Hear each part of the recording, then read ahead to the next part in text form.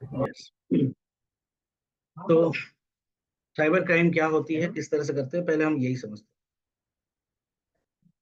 तो cyber crime अगर बोला जाए तो ये है कि कंप्यूटर्स या कंप्यूटर नेटवर्क, जहां पर भी अगर नेटवर्क्स की बात करते हैं तो वहां पर अगर हम कोई भी क्राइम कर सकते हैं तो करते हैं, तो यानी नेटवर्क के थ्रू, यानी नेटवर्क का इन्वॉल्वमेंट बहुत जरूरी है। बगैर नेटवर्क के अगर हम बोलते हैं तो वो साइबर में नहीं आता है। जैसे अगर मान लीजिए एग्जांपल लेते हैं कि एक मोबाइल रखा हुआ है आपके सामने और किसी और का है और अनअटेंडेड है, और कोई अगर उसमें से देखता है, कोई चाहे वो उसको गैदर करे, चाहे उसमें से इंफॉर्मेशन निकाल ले, लेकिन वो साइबर क्राइम में इंक्लूड नहीं होगा। रीजन, क्योंकि वो एक मतलब डायरेक्ट अटैचमेंट डिवाइसेस से डायरेक्ट आपने हैंड से लिया, तो वो एक तरह की थेफ्ट में आती है, ना कि साइबर क्राइम में। साइबर क्राइम का इन्वॉल्वमेंट, साइबर का शब्द का ही मतलब ही होता है कि जहाँ पर टेक्नोलॉजी इन्वॉल्व हो, जहाँ पर इंटरनेट का इन्वॉल्वमेंट हो, यानी नेटवर्क का इन्वॉल्वमेंट हो। तो बगैर नेटवर्क के इन्वॉल्वमेंट के हम साइबर नहीं बोलते। क्योंकि ओके। जैसे अगर पुराने जमाने में आप देखेंगे तो बहुत सारे क्राइम्स तो बहुत पहले भी हो रहे हैं। पहले अगर हम लूटने का, अगर आप देखते होगे कि भाई बहुत सारे लोग लूटते हैं किसी को, तो वो छुरी चाकू यानी कि डायरेक्ट फिजिकली थेफ्ट होती थी। अब क्या हो रहा है कि फिजिकली वो पैसे चुराने की जरूरत ही नहीं है, लोग दूर से ही, क्योंकि पहले लोग पैसे जेब में लेके घूमते थे, अब सिर्फ उनके पास कार्ड्स वगैरह होते हैं। तो टेक्नोलॉजी बदली, चीजें बदली, सिक्योर करने का तरीका बदला, तो चोरी करने के भी तरीके बदले। तो सेम चीज यहीं पर है, तो यहाँ पर होती है कि क्राइम बढ़ेगा ही, और क्राइम से कोई बच नहीं सकता। मतलब अगर बोला जाए कि कोई भी आज तक हैक हुआ है, नहीं हुआ है, ऐसा हो नहीं सकता। हर कोई कभी ना कभी, कहीं ना कहीं हैक्ड हुए हैं। लेकिन वही है कि हम कितनी ज्यादा सिक्योरिटी कर सकें, यानी हम सिक्योरिटी के लेवल्स बढ़ा सकते हैं। अब अगला बंदा उस सिक्योरिटी लेवल को तोड़ने या इसके कर्म करना है, वो डिपेंड करता है दोनों के बीच में। तो दैट इज द मेंटेलिटी। तो साइबर क्राइम की अगर हम बात करें तो ये बेसिकली दो तरह के होते हैं। Number one is known as financial cyber crime.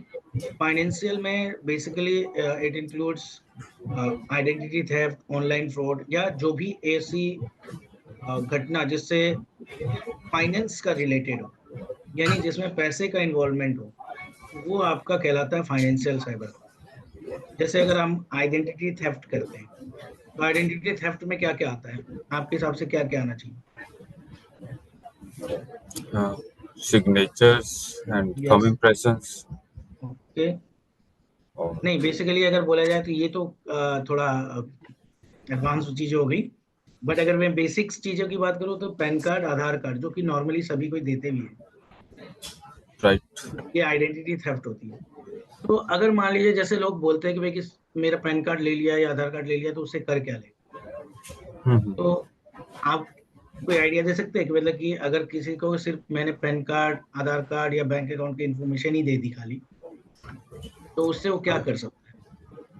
आपका आईडी प्रूफ से एक सिम सिक्योर कर सकता है।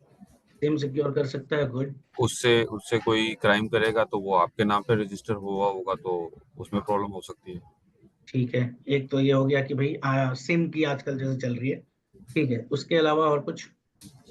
अ, बहुत अच्छा था। अगर बल्कि बैंक अकाउंट ही खोल सकता है, उससे फ्रॉड कर सकता हाँ, है, या कोई कंपनी ओपन कर सकता है, रजिस्टर करवा सकता है, उसके रजिस्टर थ्रू करा सकते हैं। तो फ्रॉड किया। इसीलिए बोलते हैं कि भाई कि ये जो पैन कार्ड, आधार कार्ड जो दिया जाता है, ये नहीं देना चाहिए।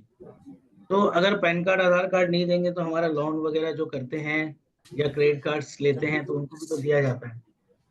तो उनसे राइट। बचने का तरीका क्या है?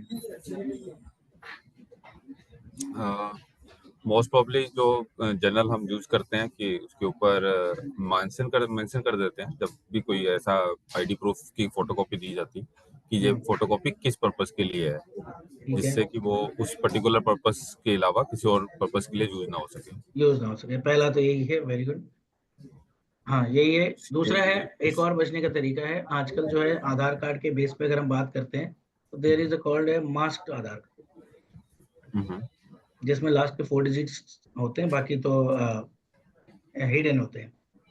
तो मार्क्ड आधार कार्ड देने से भी आजकल वेरीफाइड हो जाता है, यानी प्रूफ्ड हो जाता है। फाइन। तो आजकल बोला भी जाता है कि अगर बैंकों और इन सब में अगर आपको देना भी पड़े, तो you can use the masked Aadhaar, और ये ऑनलाइन में अवेलेबल है, आराम से डाउनलोड हो। ओके। तो अगर बचने का एक तरीका सिंपल सा है कि आप मास्क्ड आधार कार्ड का यूज ज्यादा करें, और अकेले पैन कार्ड से कभी बैंक अकाउंट नहीं खुल सकती, उसके लिए एक आईडी प्रूफ तो चाहिए ही चाहिए उस केस में हम। और पहले क्या होता था कि ज्यादातर जैसे फोटोज दे देते थे, तो फोटो के थ्रू मल्टीपल कॉपीज निकल जाते थे, तो ये सब चीजों से बचना चाहिए। राइट।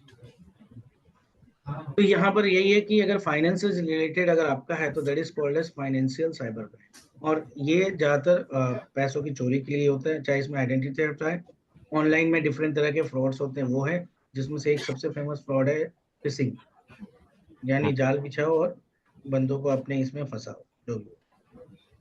ये तो हो गई पहली cyber crime. Second cyber crime type की होती है जिसे हम बोलते हैं नॉन फाइनेंशियल साइबर। अगर हम नॉन फाइनेंशियल साइबर क्राइम की बात करें तो यहाँ पर फाइनेंस से कोई लेना देना नहीं, इसमें सबसे ज्यादा डिपेंड करता है कि किसी कंपनी का रेपुटेशन बर्बाद करना या कोई कंप्यूटर सिस्टम्स को डैमेज करना, यानी ये ज्यादातर ऐसी चीजें हैं कि कोई भी सर्विस हो रही है उसे रोकना। तो यहाँ पर डिफरेंट तरह के साइबर क्राइम्स इंक्लूड होते हैं, जैसे साइबर बुलिंग, आजकल डीफेक वीडियोस आ रहे हैं, डीफेक वीडियोस, तो वो एक तरह का साइबर बुलिंग के अंतर्गत में आता है। इसके अलावा मेलवेयर अटैक्स हैं, अलग अलग तरह के वायरसेस, डिफरेंट तरह के सॉफ्टवेयर प्रोग्राम्स बनाए जा रहे हैं जो कंप्यूटर्स को डैमेज करते हैं। And last one is denial of service, जैसे कोई भी सर्विस चल रही है उसको अवेलेबिलिटी को रोकना।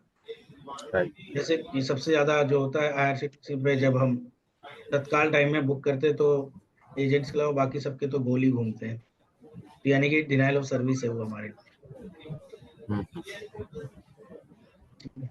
जो पहला साइबर क्राइम रिकॉर्ड हुआ था वो करीब हुआ था 1834 में, फ्रैंकस एंड जोसेफ ब्लैंक के द्वारा, जो फ्रेंच का पहला टेलीग्राफ सिस्टम के थ्रू ही फाइनेंशियल पूरा मार्केट चलता था, तो उसके बेस पे उन्होंने टेलीग्राफ सिस्टम को हैक करके फाइनेंशियल मार्केट का एक्सेस लिया और बहुत सारे डेटा को चोरी किया। कुछ इस तरह का टेलीग्राफ सिस्टम हुआ करता था। नेक्स्ट सेकंड अगर बात करें तो सेकंड जो रिकॉर्ड में हुआ वो 1970 में कुछ एमआईटी के इंस्टीट्यूट के मतलब बच्चों ने किया, जो अपने ग्रेड्स को मैनिपुलेट करने के लिए किया गया। और इसके बाद तो धीरे धीरे बढ़ते गए, अलग अलग तरह के साइबर क्राइम्स आते गए। जैसे 1983 में अगर बात करें तो जॉन ड्रैपर, जो कैप्टन मिडनाइट के नाम से जानते हैं, उन्होंने एटीएनटी के लॉन्ग डिस्टेंस फोन नेटवर्क को हैक किया ताकि वो फ्री में कॉल कर सके, और उस तरह के प्रोग्राम को बाकी लोगों को भी दिया ताकि वो हैक करके फ्री टेलीफोन नेटवर्क्स का यूज कर सके, क्योंकि पहले टेलीफोन नेटवर्क के चार्जेस बहुत ज्यादा थे। राइट। 1999 में भी कुछ इस तरह के हुआ है कि वॉर्म्स का रिलीज हुआ, यानी पहला वायरस बोल सकते हैं, जो 1999 में मॉरिस ने स्टार्ट किया। कर्नल यूनिवर्सिटी का एक स्टूडेंट था और जिसने पहला वॉर्म बनाया ताकि इंटरनेट पे वो फैल सके। इसी तरह से तो 2000 में आया लगभग वो, इसी तरह से अलग अलग तरह के आपके स्प्रेड होने लगे 2010 2011 सब जगह। जो सबसे फेमस अभी जो रिसेंट में हुआ है that is WannaCry ransomware attack, जो आपका वानाक्राई के नाम से जाना जाता है, और इसके थ्रू इन्होंने अटैक किया था रैंसमवेयर का। इसका नाम भी दिया था रैंसमवेयर अटैक, इसका पूरा नाम है वानाक्राई रैंसमवेयर। रैंसमवेयर इसलिए नाम दिया क्योंकि इसमें से आपके फाइल को लॉक करके आपसे पैसे की डिमांड की जाती थी। इस कारण से इन्होंने ये करीब 3 मिलियन कंप्यूटर्स को इन्फेक्ट कर चुका है, इससे ज्यादा ही ऑल ओवर वर्ल्ड। ठीक है, नेक्स्ट है आपका, अगर हम बात करते हैं तो ये तो हो गया वानाक्राई रैंसमवेयर। अच्छा, रैंसमवेयर के बारे में तो आपने भी सुना होगा बहुत, ये एक्चुअल राइट। में करता क्या था बताएंगे? ये जैसे आपने बताया कि जो भी डिनायल ऑफ सर्विसेज का कुछ ना कुछ उस तरह से वायरस वगैरह हम इंसर्ट कर देते हैं, हम्म, जिससे कि जो ऑर्गेनाइजेशन है वो अपनी हम्म, सर्विसेज रन नहीं कर पाती हैं, या फिर हम्म, कुछ उनके डॉक्यूमेंट्स, जैसे आपने बताया कि सीक्रेट डॉक्यूमेंट्स जो हैं उनके हाँ, ऑर्गेनाइजेशन के, उसे ये एक्सट्रैक्ट कर लेते हैं और थ्रेट करते हैं कि उसे पब्लिश कर देंगे, हम्म, जिसकी वजह से फिर उन्हें they demand for ransom and मेरी नॉलेज में इतना है, बाकी आप बताएं। एक्चुअल में क्या है, एक फंक्शन है कंप्यूटर सिस्टम का, एनक्रिप्शन।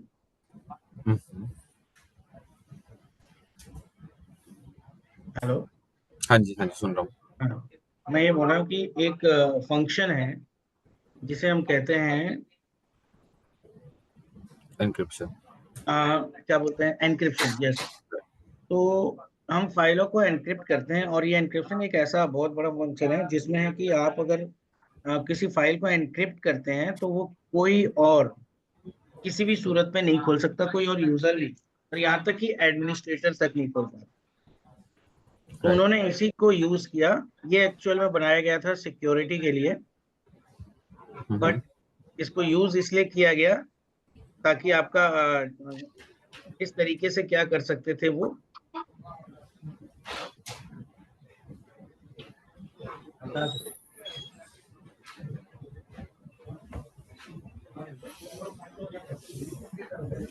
हाँ हाँ, हो गया।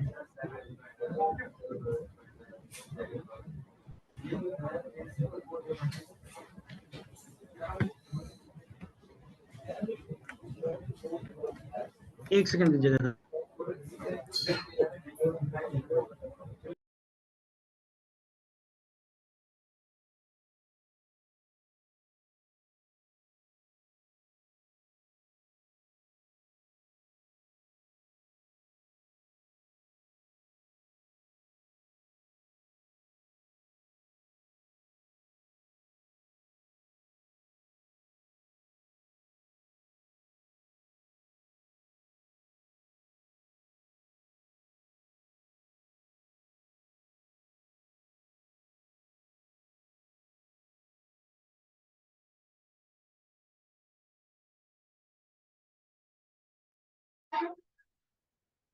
ओके, तो एनक्रिप्शन की अगर बात हो तो मैं आपको एक दिखाता हूँ कि एनक्रिप्शन एक्चुअली में किया कैसे जाता है, ताकि आप अगर उसे प्रॉपर एनक्रिप्ट करेंगे किसी भी डेटा को, तो उसी का यूज बनाया गया था एक्चुअल में सिक्योरिटी के लिए, बट इस सिक्योरिटी की जगह पर उन्होंने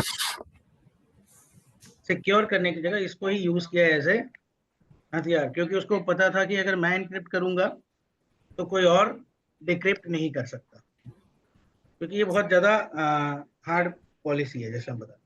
तो कैसे करते हैं मैं जरा आपको दिखाता हूँ। सपोज करिए ये वाला है एक फाइल, सिंपल है, राइट क्लिक करेंगे,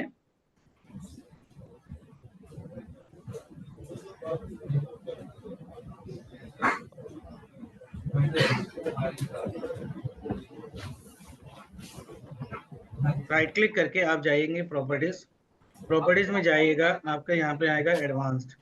एडवांस में आपके सबसे पहले नीचे सबसे ऑप्शन आता है encrypt contents to secure data. बस आपको ये चेक मार्क कर देना है, ओके करना है। अप्लाई करते ही encrypt the file only, okay करके आप जैसे ही करेंगे, इस फाइल के ऊपर देखिए एक लॉक जैसा आ गया। Okay. This is called as encryption.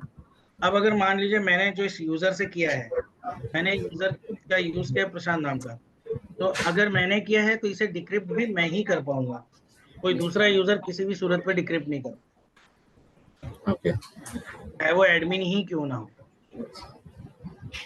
इसकी सबसे बड़ी राइट। खराबी यही है कि एडमिन भी नहीं कर सकता जब तक कि ये आपको एक स्पेसिफिक इसकी चाबी नहीं दे। और इनकी चाबी को कंप्यूटर के लैंग्वेज में कहा जाता है सर्टिफिकेट। राइट।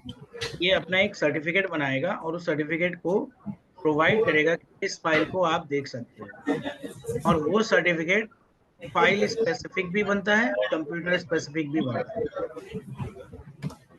अगर किसी फाइल के लिए करेगा तो सिर्फ वही फाइल खोल पाएगा, अगर कंप्यूटर के लिए करेगा तो कंप्यूटर को खोल,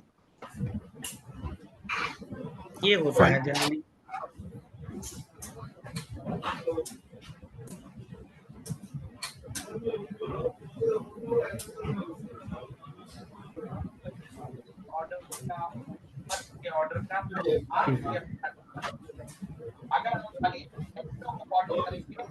ना देखते हैं फिर अगला।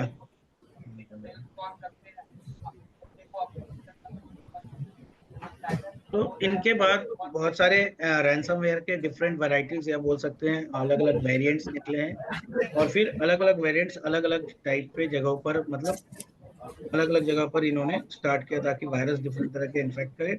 और अलग अलग सिस्टम्स इन्वॉल्व हो, जैसे पाइपलाइन ही पूरा इन्होंने यूएस के जो फ्यूल सप्लाई प्रोवाइड करवाते हैं उनको कंप्यूटर सिस्टम के डेटा को एनक्रिप्ट कर दिया और इसके रिगार्डिंग भी पेमेंट डिवाइड। ये 2021 का है रिसेंट। तो साइबर क्राइम की अगर बात करें तो एक्सपेक्ट है कि अभी तो फिलहाल 2018 19 20 जो भी है, अभी चल रहे 24 में ही करीब करीब 14.57 है वर्ल्ड वाइड बेस के बेस पे कि इतना नुकसान हुआ है। तो यही अब वो करेंगे कि भाई कि ताकि 2027 तक इसको और कंट्रोलेबल कर सके, तो इसके लिए वो ये कर रहे हैं क्योंकि इतना सारा अगर इफेक्ट आएगा, कल को ऐसा ना हो कि सिर्फ क्राइम ही ज्यादा रहे। तो इस बेस पे ये एक तरह का स्टैटिस्टिक्स का बोलिए, ये एक तरह का सर्वे किया हुआ है नेशनल साइबर सिक्योरिटी ऑर्गेनाइजेशन ने कि इस तरह से ग्रोथ हो रही है साइबर क्राइम्स की। तो साइबर का सिक्योरिटी की अगर बोलें कि भाई की फिर जरूरत क्यों है, तो जाहिर बात है साइबर क्राइम इंक्रीज हो रही है, इससे इंक्रीज डिमांड हो रही है कि भाई हमें डेटा को प्रोटेक्ट करना है। साइबर क्राइम के डिफरेंट सिंबल्स भी दिख रहे हैं।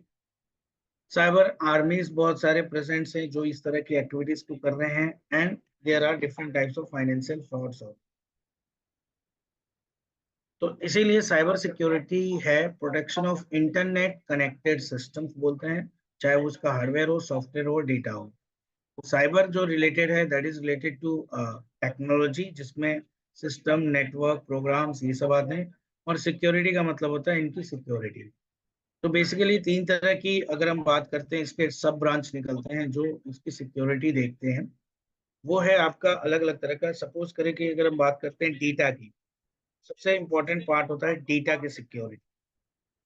फिर आती है आपकी अलग अलग इसके लेयर्स है, जिस लेयर को देखकर हम अलग अलग तरह की सिक्योरिटीज आती है।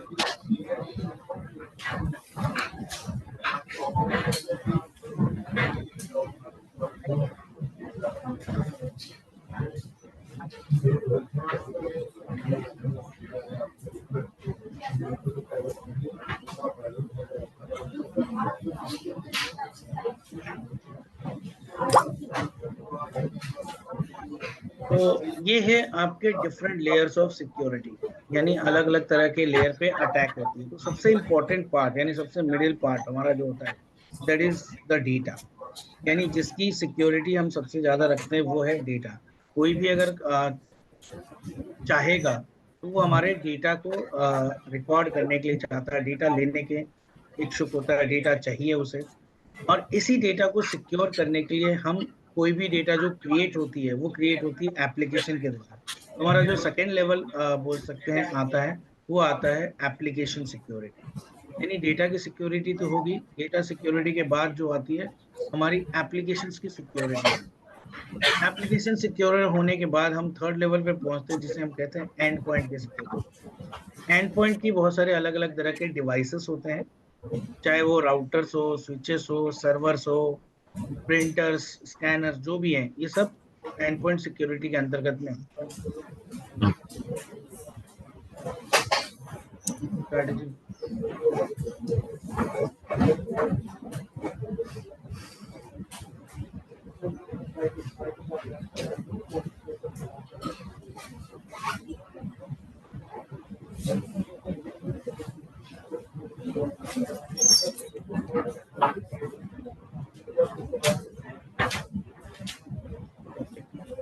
तो एंड पॉइंट सिक्योरिटी है। उसके बाद अब ये एंड पॉइंट मतलब डिवाइसेस, आजकल क्या हो रहा है जो भी डेटा एप्लीकेशंस या जो भी हैं वो सारे हम लोग यूज कर रहे हैं एज ऑन द क्लाउड।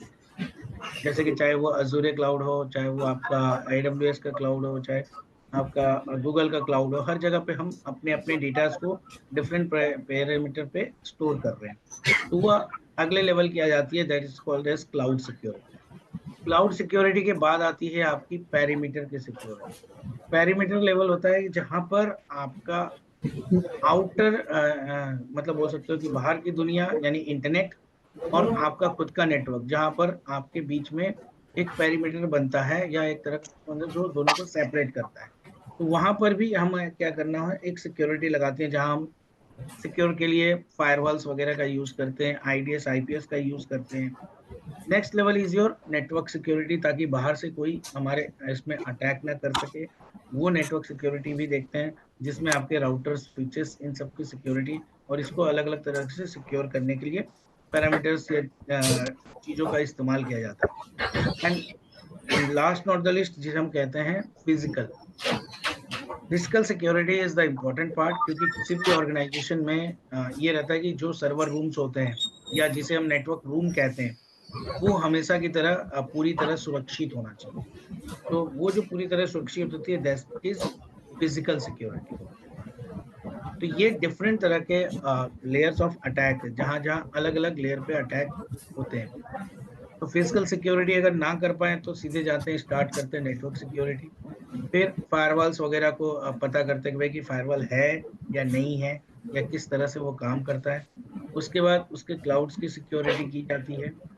इसके बाद आपका एंड पॉइंट सिक्योरिटी किया जाता है। फिर आपका आता है एप्लीकेशन, और फिर आता है आपका डेटा सिक्योरिटी। अब ये पता कैसे करते हैं बहुत लोग कि भाई कि किस तरह से हम पता करेंगे कि भाई कि फायरवॉल्स वगैरह है या नहीं।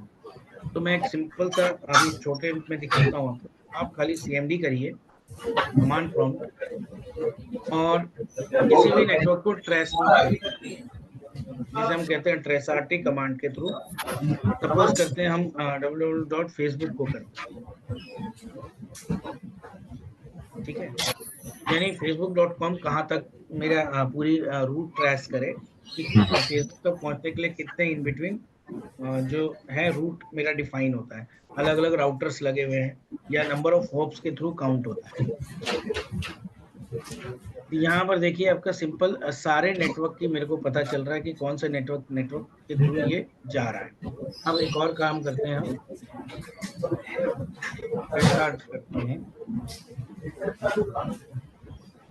गूगल।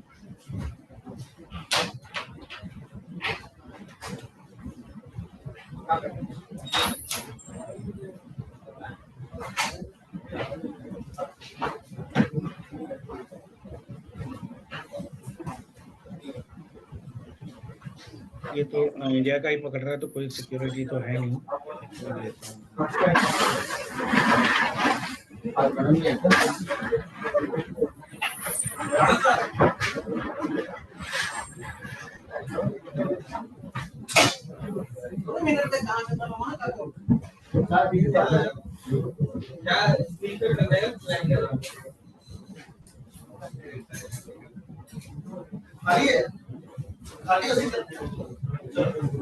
सेकंड में रिस्पॉन्स।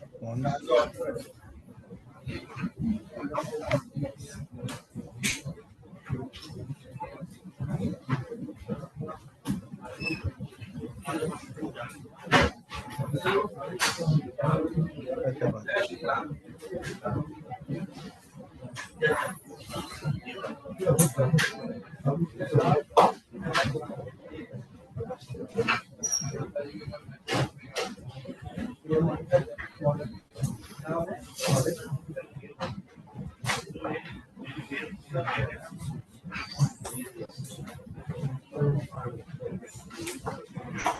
अभी देखिए, बाकी में तो इंडिया के ही थे तो आपके तुरंत पहुंच गया हुआ IPv6 बेस पे। अब यहाँ पर आपको अगर देखिए, यहाँ पर दो जगह पे स्टार स्टार स्टार आ रहा है। इसका मतलब क्या है? मतलब कि हम उसकी इंफॉर्मेशन कलेक्ट नहीं कर सकते। इंफॉर्मेशन कलेक्ट नहीं कर सकते। तो इसके बेस पे भी डिफाइन किया जाता है कि ठीक है, शुरुआत में हमारे इसमें कोई नहीं है, लेकिन कभी यहाँ पर हो सकता है आइदर किसी तरह का सिक्योरिटी सिस्टम लगा हुआ है, चाहे वो फायरवॉल हो सकता है, आईपीएस हो सकता है, आईडीएस हो सकता है, ओके। क्योंकि इनके नेटवर्क की इंफॉर्मेशन को हमें कलेक्ट करने नहीं दे रहा है। यहाँ पर हो सकता है कि फायरवॉल्स वगैरह या कोई सिक्योरिटी डिवाइस लगा हो। तो एक सिंपल ट्रेसआर्ट कमांड से भी पता कर सकते हैं कि भाई सिक्योरिटी कहाँ पर लगी हुई है, या डिवाइसेस की सिक्योरिटी कहाँ पर है। वो चीज हम इजीली यहाँ से पता कर सकते हैं। ये जस्ट एक बेसिक कमांड ये है जो हम यूज करते हैं फॉर द पॉजिटिवनेस, कि भाई क्या हम किसी की इंफॉर्मेशन वैसे निकालें, लेकिन एक ये भी तरीका है कि भाई कि आपका इजीली तरीके से पता चलता है। ऐसे बहुत सारे तरीके हैं जो हम कमांड्स बेसिकली तो हम यूज करते हैं उसे अपने यूज के लिए, मॉनिटरिंग के लिए। बट अगर इसको नेगेटिवली सोचा जाए तो ये हैकिंग टूल्स के लिए भी इस्तेमाल हो सकती है, ऐसे हैकिंग टूल्स। तो टूल्स कुछ अलग नहीं होते, रहते सेम है, बस यूज करने का तरीका बदलता है। तो इससे इसको पता चला कि यहाँ तक तो मेरा कोई फायरवॉल या किसी तरह का कोई डिफेंसिव टूल्स नहीं है। मुझे आईपी की जानकारी भी होगी कि वहां तक की आईपी मेरी है।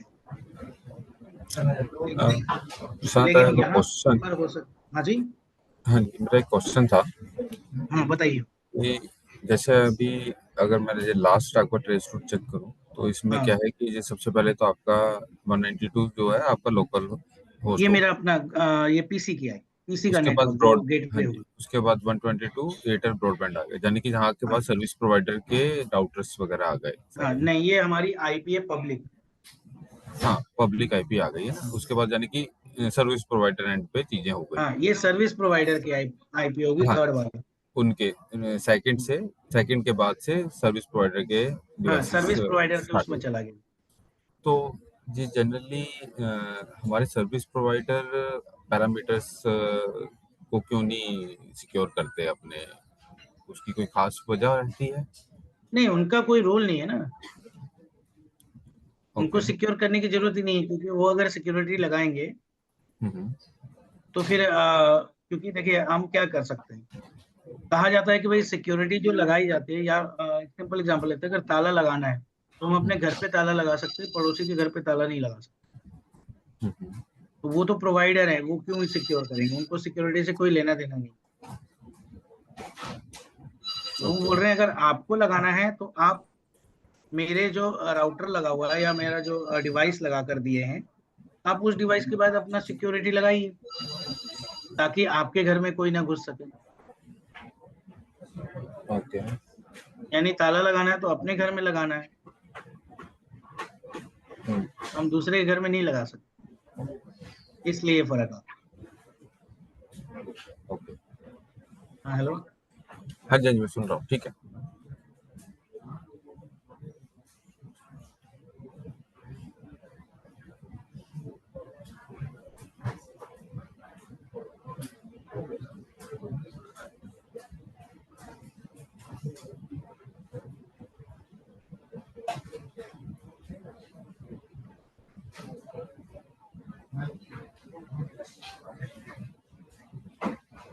ठीक है, ये तो हो गई ट्रेसर्ट। उसके बाद आती है ये सिक्योरिटी की बात, ये समझ में तो आ गई ना सर।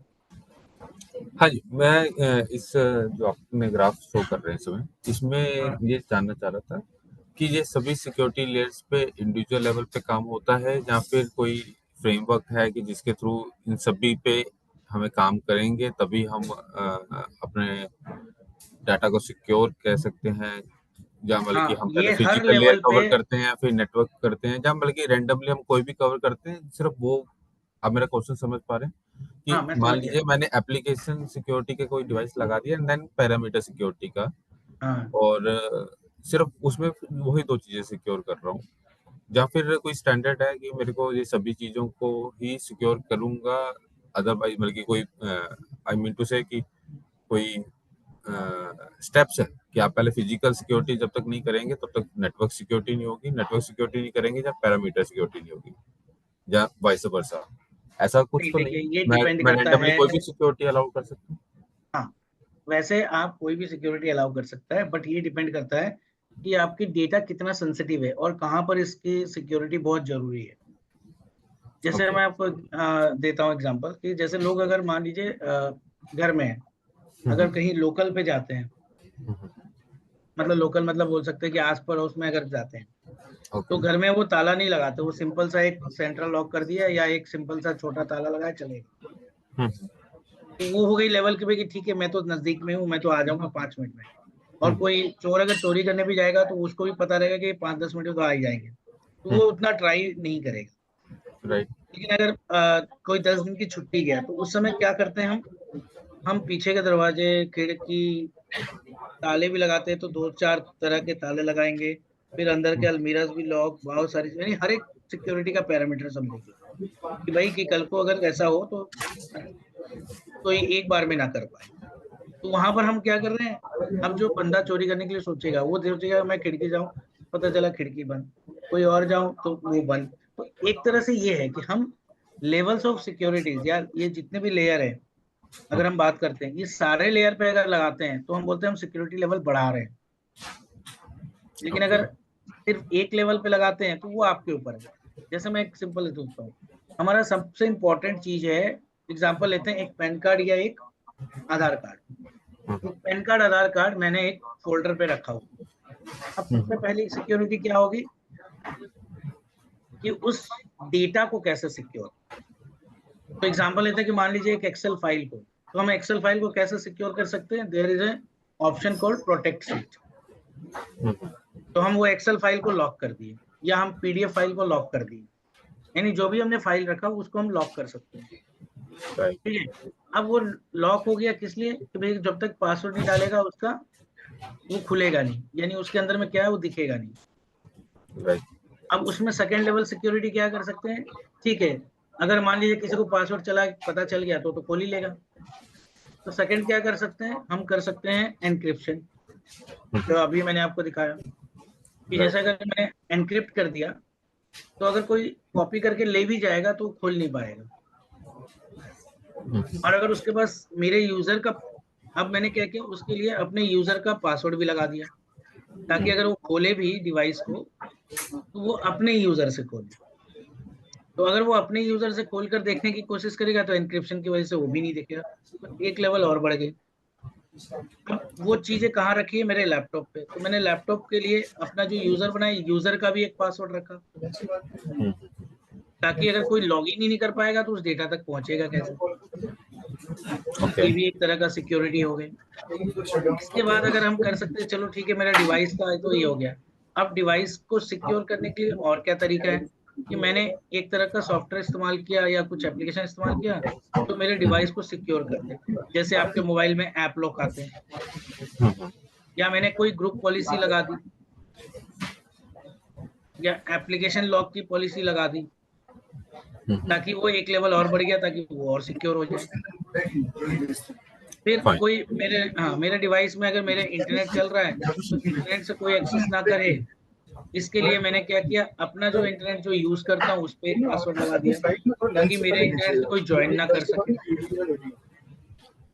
ठीक है, मैं समझ गया कि ये these are the different layer of securities. हम जिस पे लगा रहे हैं वो एनेबल होती रहेगी, बाकी चीजें ऐसा नहीं है कि हमें कोई एक हायरार्की को फॉलो करना पड़ता है। नहीं, आप किसी भी लेयर को आप सिक्योर कर सकते हैं और दूसरों को छोड़ सकते हैं एज पर बस आवर यही है रिक्वायरमेंट। कि जितनी ज्यादा सिक्योरिटी लेवल्स अपनाएंगे आपका डेटा उतना ज्यादा सिक्योर हो। सिक्योर रहेगा। ओके। अब अगर मान लीजिए आपने कोई, यही चीज होती है कि किसी एक पैरामीटर पे अगर हमने छोड़ दिया तो अटैकर्स उस पैरामीटर पे अटैक कर सकते हैं। राइट। ठीक है, तो ये लेवल तो सब हैं, ये सारे लेवल्स पे करने चाहिए सिक्योरिटी।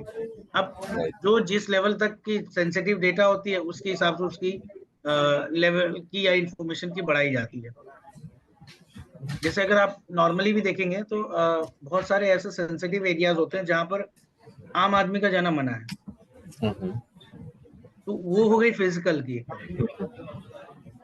वो फिजिकल लेवल की सिक्योरिटी आ जाती है कि भाई बंदा जाएगा ही नहीं तो करेगा कैसे। राइट।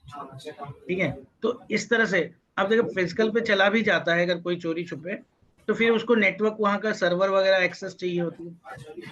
सर्वर वगैरह में जब तक कोई डिवाइस लगेगी नहीं वो काम होगा नहीं।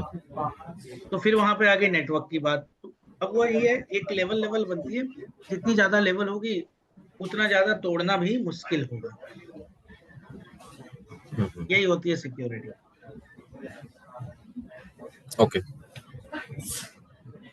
तो अब सिक्योरिटी जरूरत क्यों है, सबसे बड़ी बात है कि हमारी सेंसिटिव इंफॉर्मेशन को प्रोटेक्ट करना है, जो हमारे लिए सबसे वो रहता है। दूसरा, बिजनेस की कंटिन्यूटी बरकरार रखने के लिए ताकि मेरा बिजनेस पे कोई इफेक्ट ना पड़े। तीसरा, हमारी पर्सनल प्राइवेसी देखने की, कि हमारी पर्सनल प्राइवेसी रहे, ना कि पता चले कि सभी को सब चीज पता हो। जैसे एक नॉर्मल एग्जांपल है, लोग अभी रिजल्ट निकलते हैं 12th के या सी टेट और ये सब सारे एग्जाम देते हैं, नीट वगैरह, तो बहुत लोग चाहते हैं कि मेरी इन्फॉर्मेशन पहुंचे ही ना, यानी मेरे बारे में कोई जाने ना, यानी क्या मैंने नंबर लाया क्या नहीं लाया जो भी एक्टिविटी, तो वो सब पर्सनल चीजें हो गई। तो पर्सनल प्राइवेसी को सेफगार्ड करने के लिए, इसके अलावा नेशनल सिक्योरिटी तो होती है कि जब वार वगैरह होता है तो हर कोई चाहता है कि दूसरे देश की पूरी इंफॉर्मेशन निकाले। राइट। अब दो पार्ट आते हैं, one is cyber security and second one is ethical hacking. दोनों में फर्क क्या है? साइबर सिक्योरिटी और एथिकल हैकिंग में सिर्फ इतना फर्क है कि साइबर सिक्योरिटी डिफेंसिव पार्ट होता है, एथिकल हैकिंग ऑफेंसिव पार्ट। यानी एथिकल हैकिंग वाले हैकर जो रहते हैं वो क्या करते हैं, वो आपके सिस्टम्स में घुसने की कोशिश करते हैं और जो भी इंफॉर्मेशन निकाल सकते हैं वो निकाल लेते हैं। यानी कैसे निकालेंगे, वो कहाँ पर लूप होल है, कहाँ से बंदा अंदर जा सकता है, ये वो सारी चीजें करते हैं और आपको एक रिपोर्ट बना के देते हैं कि भाई हाँ आपके यहाँ यहाँ लूप होल्स है, यहाँ से हम घुस सकते हैं। अब साइबर सिक्योरिटी उन लूप होल्स को लेता है और उसको पैचेस लगाकर, प्रोग्राम करके या डिफरेंट तरीकों से उसे क्या करता है, बंद करता है।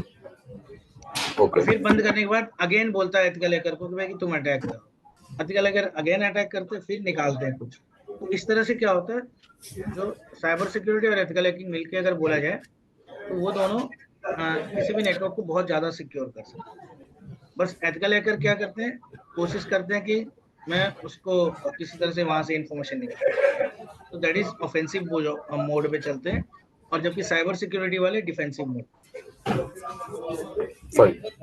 एथिकल हैकर लूप होल निकाल देंगे लेकिन उसके बाद उनको कोई रोल नहीं, बोलेगा मेरा काम है लूप होल देना, और साइबर सिक्योरिटी वाले बोलेंगे मेरा काम है उस लूप होल को बंद। राइट। तो बेसिकली जो हमारी पूरी इसकी सिस्टम है, उस सिस्टम के तीन चीजें सबसे इंपॉर्टेंट पार्ट कहलाती है। यानी साइबर सिक्योरिटी का फंडामेंटल जो है वो तीन चीजों पे सबसे इंपॉर्टेंट पार्ट हो, जिसे हम कहते हैं CIA ट्राइड, यानी कॉन्फिडेंशियलिटी, इंटीग्रिटी और अवेलेबिलिटी। अब ये तीनों है क्या, अगर सिंपल ढंग से समझे, कॉन्फिडेंशियलिटी का मतलब होता है अनऑथराइज्ड पार्टी से एक्सेस ना कर, ताकि कोई भी इसे अनऑथराइज्ड पार्टी कोई मेरे डिवाइस को एक्सेस ना करे। तो कॉन्फिडेंशियलिटी कुछ भी हो सकती है, और अगर एक्चुअल में बोला जाता है कॉन्फिडेंशियलिटी तब तक है जब तक वो बात या इंफॉर्मेशन सिर्फ आपके पास, यानी सिर्फ एक सिंगल पर्सन के पास, दूसरा गया तो फिर तो वो तो फैलना ही। अब ये कॉम्प्रोमाइज होता कैसे, ये कॉम्प्रोमाइज तीन कारणों से मेनली होता है। सबसे पहला है कि लोग एनक्रिप्ट करते हैं डेटा, बट जो उनकी जो एल्गोरिथम है वो आपका बड़ा नॉर्मल होता है। फॉर एन एग्जांपल अगर बोलूं कि आपको एक ये दिखाओ, ये तो आपको समझ में आ जाएगा। पुअरली एनक्रिप्टेड किसको कहते हैं, एनक्रिप्शन तो हर केस में होता है।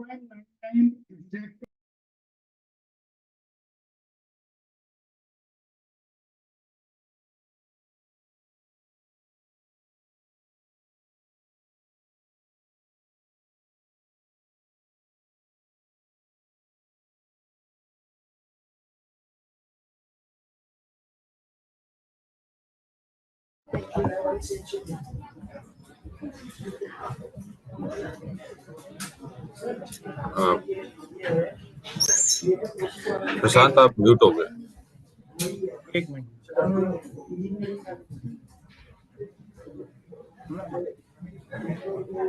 देखिए यहाँ पर एल्गोरिथम चला जाए, यहाँ पर देखिए एल्गोरिथम अलग अलग है। जैसे WPA2 पर्सनल भी है, WPA2 एंटरप्राइज भी है, अभी और भी है WEP, WS है। तो WEP is the weakest one, वो भी encryption, WEP wired equivalent privacy बोलते हैं उसे। वो भी एक तरह का एल्गोरिथम है, जो अभी इसमें तो मैंने वो कॉन्फ़िगर कर रखा है WPA, इसलिए बोल के ये WPA शो कर रहा है, but it's a wired equivalent privacy होती है, जो इसी का वायरलेस को सिक्योर करने के लिए सबसे वीकेस्ट होता है वो, यानी उसको क्रैक करना बड़ा इजी है। अभी मैं एक और दिखाता हूँ आपको, ताकि कि इजी क्रैकिंग कैसे होती है। कहाँ गया, इसमें आपको नजर आ जाएगा। तो सीसीएनए में आपने पासवर्ड यूज किया होगा, पासवर्ड लगाना। राइट। वहाँ पे दो तरह के एन्क्रिप्शन एल्गोरिथम में पासवर्ड लगता है, अगर हम कंसोल पे भी लगाते हैं। कौन कौन से आपको याद है? SHA और हैश। ये तो एक सिंगल तरीका है, मैं आपको एक सिंपल सा दिखाता हूँ। भी है बट एक एनेबल पे और एक हाँ उसकी बात कर रहे हैं हाँ, तो एनेबल पे ही दो तरह के लगते हैं। आप? कौन कौन से वो बता सकते हैं? वो दोनों को मैं क्रैकिंग में आपको दिखाता हूँ। देखिए, एनेबल हम एक लगाते हैं पासवर्ड, ठीक है। एनेबल पासवर्ड, सपोज करते हैं हम लगाते हैं एबीसी, एक राइट। पासवर्ड लगाएं, ठीक है। और एक और पासवर्ड लगाते हैं, लाइन कंसोल 0, कंसोल पे लगा लेते हैं राइट। पासवर्ड। मान लो इसका भी पासवर्ड हम दे देते हैं DEF फॉर एन।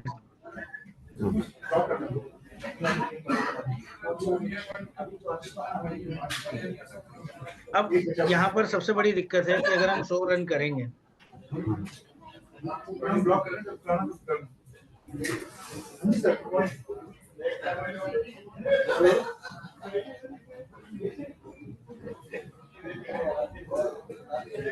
तो एक तो आपका देखो यहाँ पे पासवर्ड हमें नजर आता है,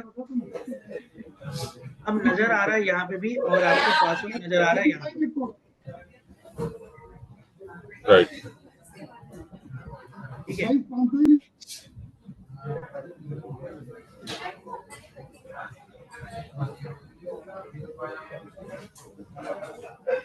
तो ये जो है आपका पासवर्ड जो दिख रहा है, इसको छुपाने के लिए हम क्या करते हैं, वो मैं बता रहा हूँ। इसको छुपाने के लिए हम एनक्रिप्ट करते हैं। करने के लिए हम क्या कर सकते हैं, हम कर देते हैं सर्विस पासवर्ड एनक्रिप्शन। जब हम चलाते हैं तो ये एनक्रिप्ट हो गया। अब ये एनक्रिप्ट हुआ। अब अगर मैं 100 रन देखता हूँ तो आपको देखो ये एनक्रिप्ट दिख रहा है, और यहाँ पे जो 7 है, इसको बोलते हैं हम टाइप 7 पासवर्ड। ओके। और ये पासवर्ड देखिए यहाँ पे भी एनक्रिप्ट हो गया, और यहाँ पे भी आपका आएगा टाइप 7। अब ये भी, अब एक तरह से अगर लॉजिकली बोला जाए तो कि हाँ, मेरा पासवर्ड तो एनक्रिप्ट है, तो मेरा डेटा है सिक्योर, लेकिन ये सिक्योर होने के बाद भी अनसिक्योर है, क्योंकि सिस्को खुद, सपोज करिए मैं इसको कॉपी करता हूँ और मैं वेबसाइट पे जाता हूँ और यहाँ पे लिखता हूँ टाइप 7 पासवर्ड डिक्रिप्ट। किसी भी एक साइट पे चले जाइए,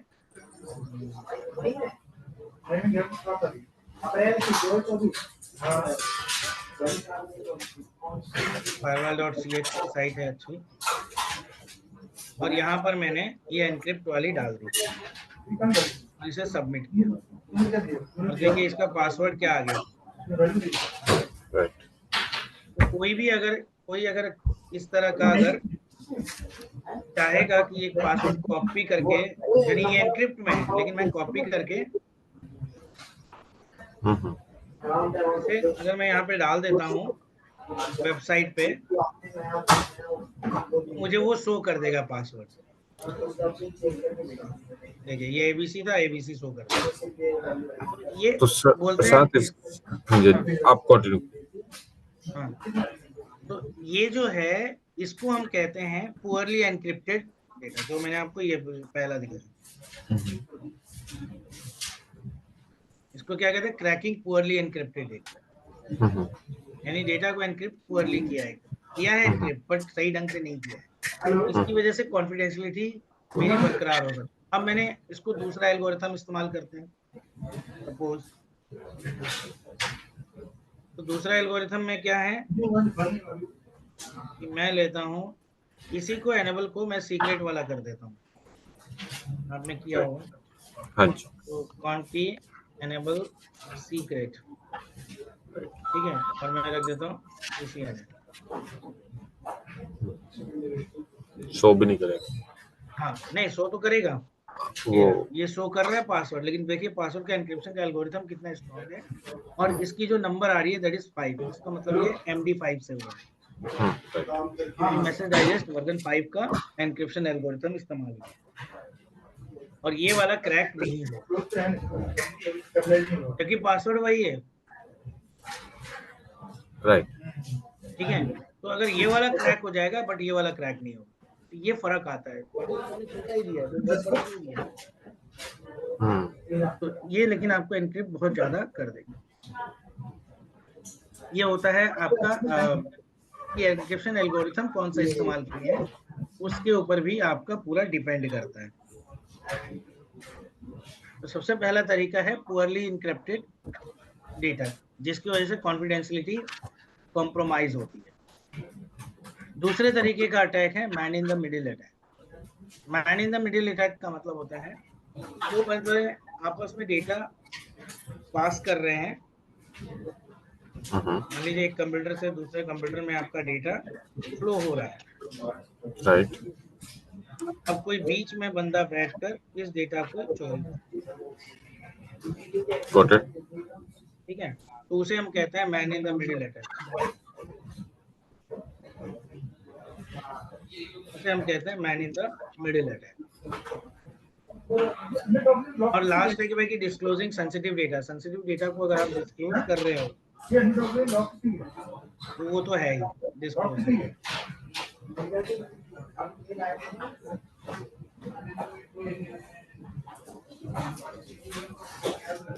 कि आपको डेटा को डिस्क्लोज नहीं करना। अब कॉन्फिडेंशियलिटी को कॉम्प्रोमाइज तो कर दिया, लेकिन इसको सिक्योर कैसे करेंगे? तो सिक्योर करने का भी यही सब तरीका है। सबसे पहला तरीका है डेटा को एनक्रिप्ट करने, डेटा को प्रॉपर्ली एनक्रिप्ट करें और using the best algorithm. Second way is to factor authentication हमें करना है। टू फैक्टर ऑथेंटिकेशन में आपका जैसे आजकल जो है मोबाइल से भी लॉगिन करना पड़ता है, वो हम कहलाते हैं to factor authentication. Okay. And last is third is your biometric verification. Biometric में आपका वही फिंगरप्रिंट, आई आई। स्कैन, ये सब सारी चीजें आ जाती हैं। ठीक। And last one is called as security token. Security token का कोई एग्जांपल दे सकते हैं या क्या समझते हैं? VPN वगैरह के लिए जो हम सिक्योरिटी टोकन यूज करते हैं, जो कंसिस्टेंटली चेंज होते रहते हैं नंबर्स, सिस्को का। नहीं, ये जनरली सिक्योरिटी टोकन का मतलब होता है OTP वगैरह। ओके। आजकल जैसे OTP चलती है वन टाइम पासवर्ड की, भाई कि आप किसी भी तरह का पासवर्ड लीजिए, एक बार जनरेट होगा, 15 मिनट के लिए अलाउड होगा। राइट। या गूगल ऑथेंटिकेटर और डिफरेंट तरह के ऑथेंटिकेटर्स आते हैं मोबाइल में, आप इंस्टॉल करिए। माइक्रोसॉफ्ट का ऑथेंटिकेटर आता है, गूगल का ऑथेंटिकेटर, जो किसी भी साइट को लॉगिन करने के लिए एक की जनरेट करता है फॉर 30 सेकेंड्स। अगर 30 सेकेंड्स में वो की डालते हैं तो आपका लॉगिन होगा, नहीं तो नहीं होगा। ये सब होते हैं सिक्योरिटी टोकन्स। कॉन्फिडेंशियलिटी बरकरार करने के लिए आपके डिफरेंट तरह के अवेलेबिलिटी या टोकन जनरेट।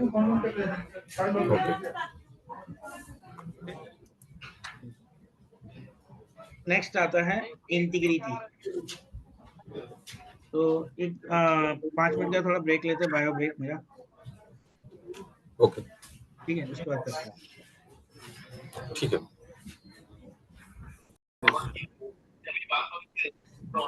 तो पहले तो हमने पढ़ लिया, अभी तक में तो कोई कुछ पूछना है आपको, पहले बता दीजिए।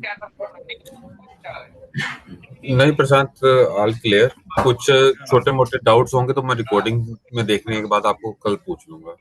हाँ, कोई दिक्कत नहीं। क्योंकि कई बार होता है ना कि इन द फ्लो मेरे को अभी तो सब सही लग रहा है, रिकॉर्डिंग देखने के बाद कुछ चीजों में क्वेरी आएंगी तो वो मैं फिर आपसे कल करूंगा। अभी तक इससे अभी ऐसे तक तो हाँ, मैं कोशिश भी कर रहा हूँ कि एग्जाम्पल के साथ हो जाए तो आपके लिए और भी कोई दिक्कत ना हो। बिल्कुल बिल्कुल, वो अच्छा हो रहा है। और मैंने भी साथ साथ वो जो मेरे को डाउट आया था वो मैंने पूछ ही लिया था।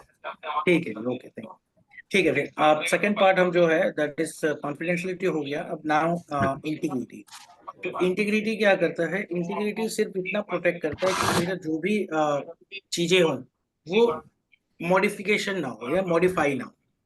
हम्म, तो ये मॉडिफाई से बचाने के लिए हम क्या कर सकते हैं कि कोई भी या हमें कैसे पता चल जाए कि कल को अगर किसी ने मॉडिफिकेशन किया है तो हमें भी तो पता चलना चाहिए कि भाई कि मॉडिफिकेशन हुआ कैसे। तो देयर आर डिफरेंट पैरामीटर्स, जैसे कि हमने वो पढ़ा कि कॉन्फिडेंशियलिटी बचाने के लिए आपको data encryption, biometric, two factor authentication, ये सब का इस्तेमाल करना पड़ेगा। ठीक उसी तरह से इंटीग्रिटी को भी हमें बचाना है ताकि हमारा कॉम्प्रोमाइज। तो इंटीग्रिटी को हम सेव करने के लिए हमारे पास कुछ स्टैंडर्ड मेजर है इसके। तो पहला है क्रिप्टोग्राफिक चेकसम। क्रिप्टोग्राफिक चेकसम एक तरह का यूटिलिटी है, एक तरह का पार्ट है, जिसमें ये होता क्या होता है कि अल्टीमेटली अगर मेरा कोई भी हम्म, फाइल पर अगर मेरा कोई भी चेंज करता है तो यहाँ पर क्या है कि एल्गोरिथम में जो हैश फंक्शंस होते हैं हम्म, उन फंक्शंस में चेंजेस आ जाते हैं। अब वो हैश फंक्शन जब चेंज हो जाते हैं तो हमें पता चल जाता है कि अल्टीमेटली कि हाँ ये चीज थोड़ा सा नया चीज मिला है जो है, हाँ ये मेरे फाइल में किसी ने चेंज किया है, किसी ने अलग किया है। हम्म, दूसरा तरीका है फाइल परमिशन से हम रोक सकते हैं कि किसी भी फाइल्स पे अगर हम परमिशंस लगाते हैं या किसी भी फाइल पे हम परमिशंस करते हैं,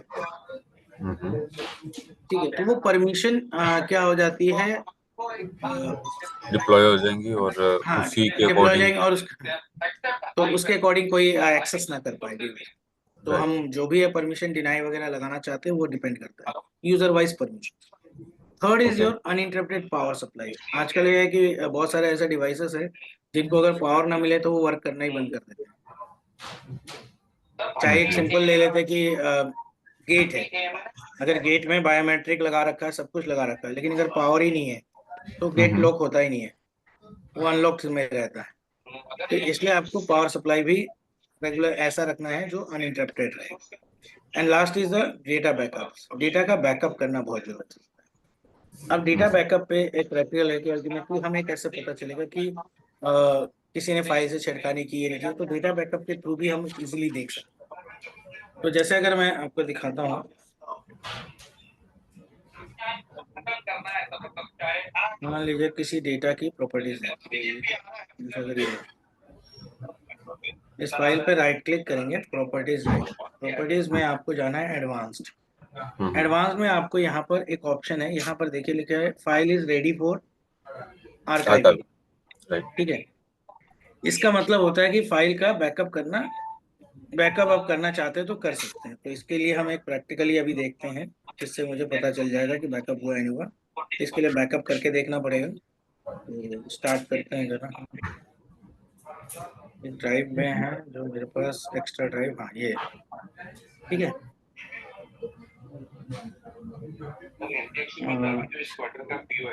मान लीजिए यहाँ पर एक फोल्डर बना, एक अलग से फोल्डर बना लेते हैं।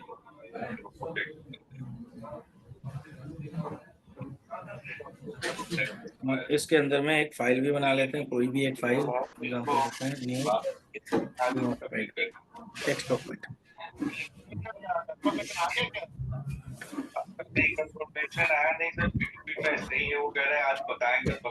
इसमें मैं लिख देता हूँ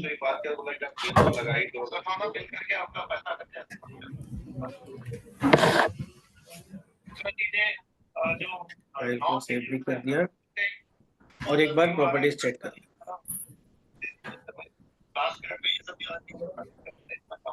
यहाँ पे file is ready for archiving है। अब मैं क्या करता हूँ, बैकअप लेता हूँ। बैकअप लेने के लिए हमें जाना पड़ेगा, वही सिंपल तरीका है, कंट्रोल पैनल पे जाते हैं, विंडोज 7 का बैकअप रिस्टोर करते हैं। यहाँ पर सेटिंग्स,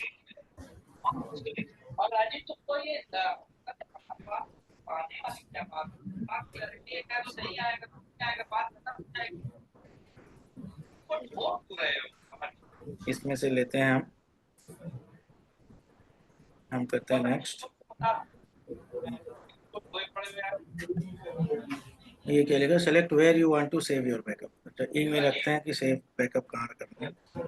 नेक्स्ट करते हैं।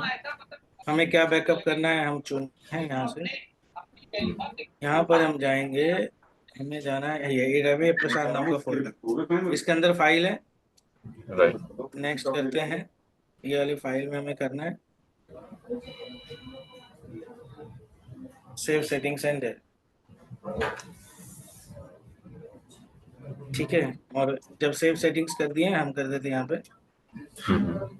बैकअप।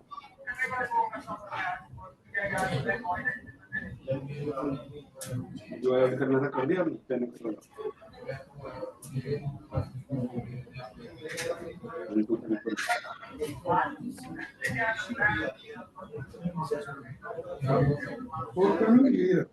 यही ठीक है, बैकअप हो गया। वैसे अपनी तारीफें करो तो हमारा एक काम कर। अब इस फाइल के ऊपर अगर हम प्रॉपर्टीज चेक करते हैं,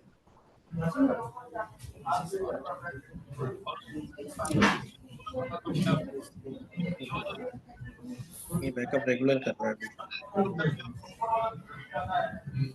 फोल्डर पे क्या किया था हमने,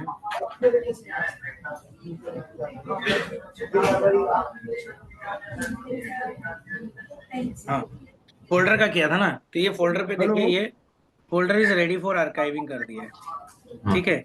तो इसका कैसे पता चलता है मैं आपको बताता हूँ। जैसे मान लीजिए फाइल पे जल्दी पता चला क्योंकि यहाँ एडिट हो जाती है। तो मान लो कि मैं मान लीजिए यहाँ पे प्रॉपर्टीज आते हैं, प्रॉपर्टीज में मैं क्या करता हूँ, ये फाइल इज आर्काइविंग हटा देता हूँ, ठीक है। ओके करते हैं, अप्लाई, ओके। और मैं इसे क्या करता हूँ, दोबारा इस फाइल में जाके कुछ चेंजेस करता हूँ, सिंपल तरीका।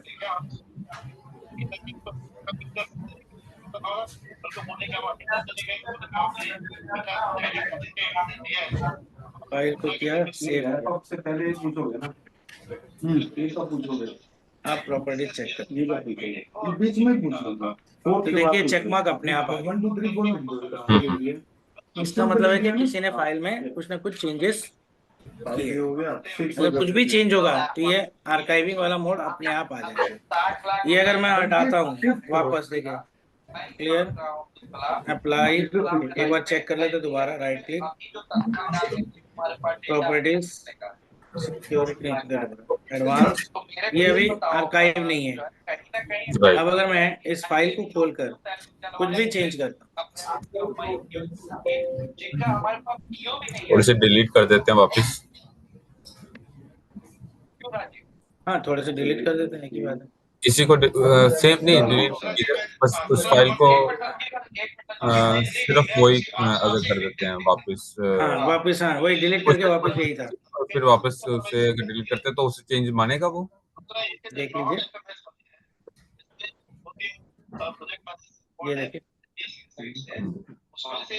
वो आप डिलीट करिए, कुछ कीजिए, कुछ भी अगर इसमें से आप चेंजेस करेंगे तो ये ऑप्शन वापस आ जाएगा।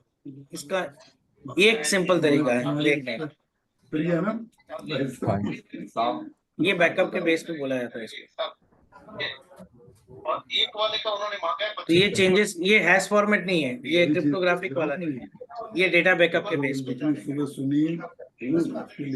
अब जैसे इसकी प्रॉपर्टीज फोल्डर की थी, हमने इसमें किसने चेंजेस किए हैं ये हम नहीं पता कर सकते, लेकिन चेंजेस हुए हैं ये पता कर सकते। चेंजेस हुए ये पता हो जाएगा, नहीं मिल रहे ना भाई, ठीक है। और ये भी नहीं पता लगेगा कि कितनी बार चेंजेस हुए हैं, क्योंकि एक बार नहीं वो हम्म, उसके लिए फिर मॉनिटरिंग सिस्टम लगानी पड़ेगी हर एक चीज के लिए। मतलब देखिए यूटिलिटी कुछ विंडो में भी दी हुई है, लेकिन इसका मतलब ये नहीं कि विंडो सारा कर देगा, ठीक है। ये फोल्डर पे अप्लाई नहीं होगा, उसी पे अप्लाई होता है फाइल। तो ये चीज है कि भाई कि ये विंडो की यूटिलिटी है, लेकिन अगर आपको कुछ अलग करना है, कुछ और करना है, तो फिर वो सर्वर सिस्टम कुछ और एक्टिविटीज के लिए होते हैं, राउटर सिस्टम कुछ और एक्टिविटीज के लिए होते हैं, या लोग फायरवॉल फिर क्यों लगाते हैं? अगर इसी से सब होना था तो फिर फायरवॉल नहीं लगाते, क्योंकि फायरवॉल में पूरी मॉनिटरिंग सिस्टम हो जाती है। तो वो सारी चीजें डिपेंड करता है कि कितने तरह के डिवाइसेस हैं, अलग अलग डिवाइसेस का अलग अलग रोल है, इसीलिए बोलते हैं हर टूल का अपना वर्क है। 5 दिन पहले ये एक सिंपल तरीका, अभी तो मैं विंडो विंडो ही बता रहा हूँ, थोड़ा सा फिर धीरे धीरे डिवाइसेस जाएंगे। Good. तो यहाँ से ये पता चल जाएगा कि हाँ मेरे फाइलों पे किसी ने चेंज किया है। मैं समझ गया। हाँ बस इतना ही है।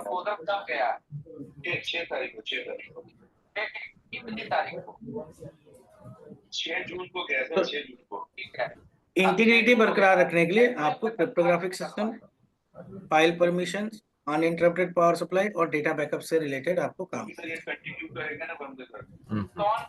इससे हम बच सकते हैं। Now next is availability. Prashant, ये 4 ही मेथड्स हैं या इसके अलावा कुछ और भी हो सकते हैं? ये आपने नहीं और भी है, देखिए है तो बहुत सारे, लेकिन सब मेंशन करना इजीली नहीं है, तो ये है कि भाई कि हाँ ये मेन ही है। So these are the examples. Few examples. हाँ, जिसके थ्रू हम मतलब एग्जांपल नहीं बोलेंगे, ये तो है मेथड्स। हाँ, few methods to there are the standard methods to establish security. थोड़ा These are Prashant the few voice आ standard रही है methods. एक्चुअली आपके पैकेट से ना। हम्म। अभी भी हाँ, शायद कोई पीछे आपके बोल रहा है तो उनकी साउंड रिपीट हो अच्छा रही ठीक है, इसके लिए 2 मिनट दीजिए। है। हाँ जी, कोई बात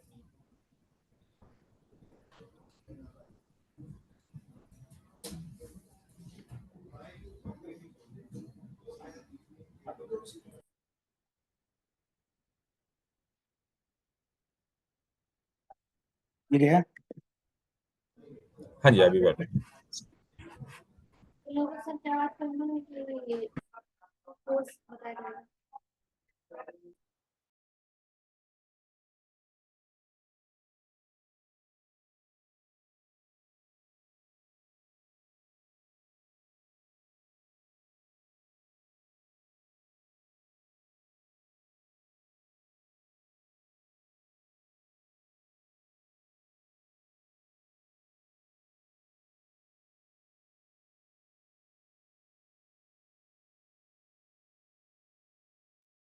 ओके आई थिंक अभी ठीक है। हाँ जी, हाँ जी, बिल्कुल।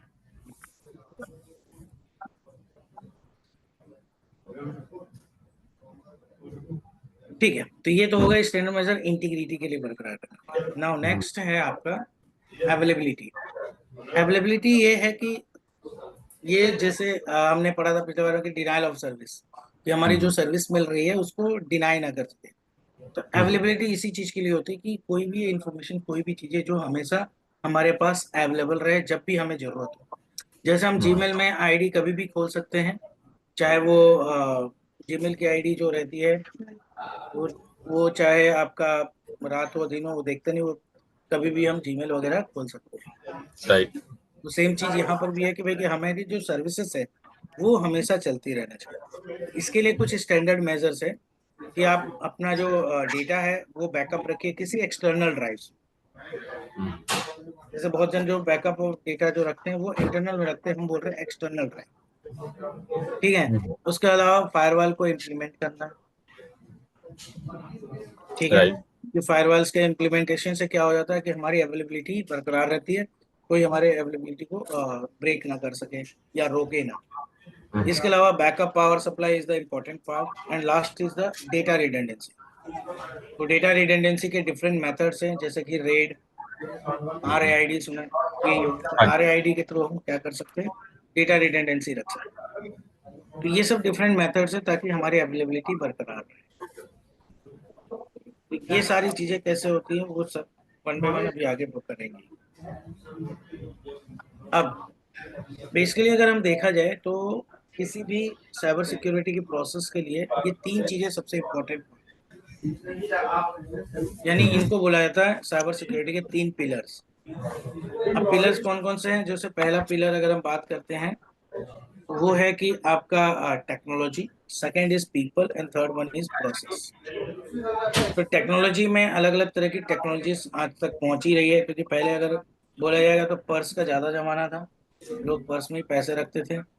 फिर अभी वॉलेट सिस्टम आया बट डिजिटल, डिजिटल वॉलेट, अभी जो बैंकिंग वगैरह है सब कुछ कार्ड्स वगैरह चल रहे हैं।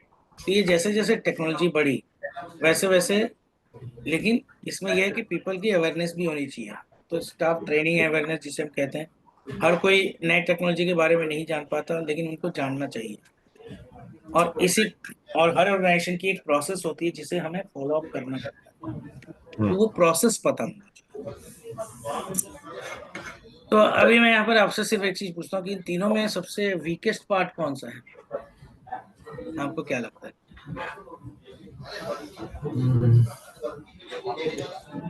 टेक्नोलॉजी, पीपल और प्रोसेस? पीपल ही होगी यस, मेरे को तो। People is the weakest part, इसलिए क्योंकि टेक्नोलॉजी जो यूज करता है वो भी पीपल के द्वारा यूज की जाती है, और जो प्रोसेस फॉलोड होता है वो भी पीपल ही प्रोसेस फॉलो करता है। तो टेक्नोलॉजी और प्रोसेस तो स्टैंडर्ड फॉर्मेट बना हुआ है कि भैया यही चलेगा, बट पीपल क्या है, इधर उधर हो सकते हैं। अगर उसे प्रॉपर टेक्नोलॉजी नहीं पता, उसे प्रॉपर प्रोसेस नहीं पता, तो जो भी इसकी इधर उधर होने की वजह बनती है वो बनती है पीपल। ये है हमारे मेन 3 पिलर्स बोले जाते हैं। नेक्स्ट अब बात करती है थ्रेड्स की, कि बहुत सारे थ्रेड्स होते हैं। थ्रेड क्या है? थ्रेड कुछ नहीं है, किसी तरह साथ का एक एक मिनट, इंसिडेंट है। मेरे को हाँ जी, यस, एक 2 स्लाइड पीछे जाएंगे आप? हाँ जी, ये लीजिए। बस यहाँ पे आपने सबसे ऊपर बैकअप ऑफ डाटा एक्सटर्नल बताया, और फिर ये डाटा हाँ रिडंडेंसी और हाँ, बैकअप में क्या डिफरेंस होगा? देखिए बैकअप में क्या होता है, सपोज करिए अभी आपको एक डेटा है, आपका कंप्यूटर खराब हुआ है, लैपटॉप खराब हुआ, तो अब हाँ, अगर हार्ड डिस्क में ही रखेंगे तो कल को ये भी हो सकता है कि हार्ड डिस्क का किसी ने डेटा पूरा वही डिलीट कर दे, ड्राइव ही खत्म, या रीइंस्टॉल करने के टाइम पे कुछ ऐसा हो जाए। लेकिन अगर एक्सटर्नल ड्राइव की बात करेंगे, एक्सटर्नल ड्राइव क्या होता है, कि आप जैसे कोई अलग से हार्ड डिस्क लिया, अपना जो भी डेटा वगैरह बैकअप करना है, यानी बैकअप एक तरह का बोल सकते हैं कि डेटा को सारे आपके हाँ, डिवाइस से वो कॉपी मैं करके किसी एक्सटर्नल डिवाइस। वो ये एक्चुअली मैं पॉइंट की क्लैरिटी नहीं पूछ रहा था। मैं ये पूछ रहा था कि आपने कहा बैकिंग अप डाटा और रिडंडेंसी, इन दोनों में कुछ डिफरेंस है बेसिकली प्रोसेस में? रिडंडेंसी हाँ, भी तो कहीं डिफरेंस है। की होती है ना? ओके। नहीं नहीं, रिडंडेंसी ठीक है, मानते हैं कि वो भी एक तरह का बैकअप का ही प्रोसेस होता है, हम्म। लेकिन रिडंडेंसी क्या होती है, रिडंडेंसी डिफरेंट तरह की होती है। फॉर एग्जांपल मैं आपको देता हूँ, पावर सप्लाई है, हाँ। ठीक है। अब घर में पावर सप्लाई आती है, अब पावर सप्लाई मान लो अचानक चला जाए, हम्म।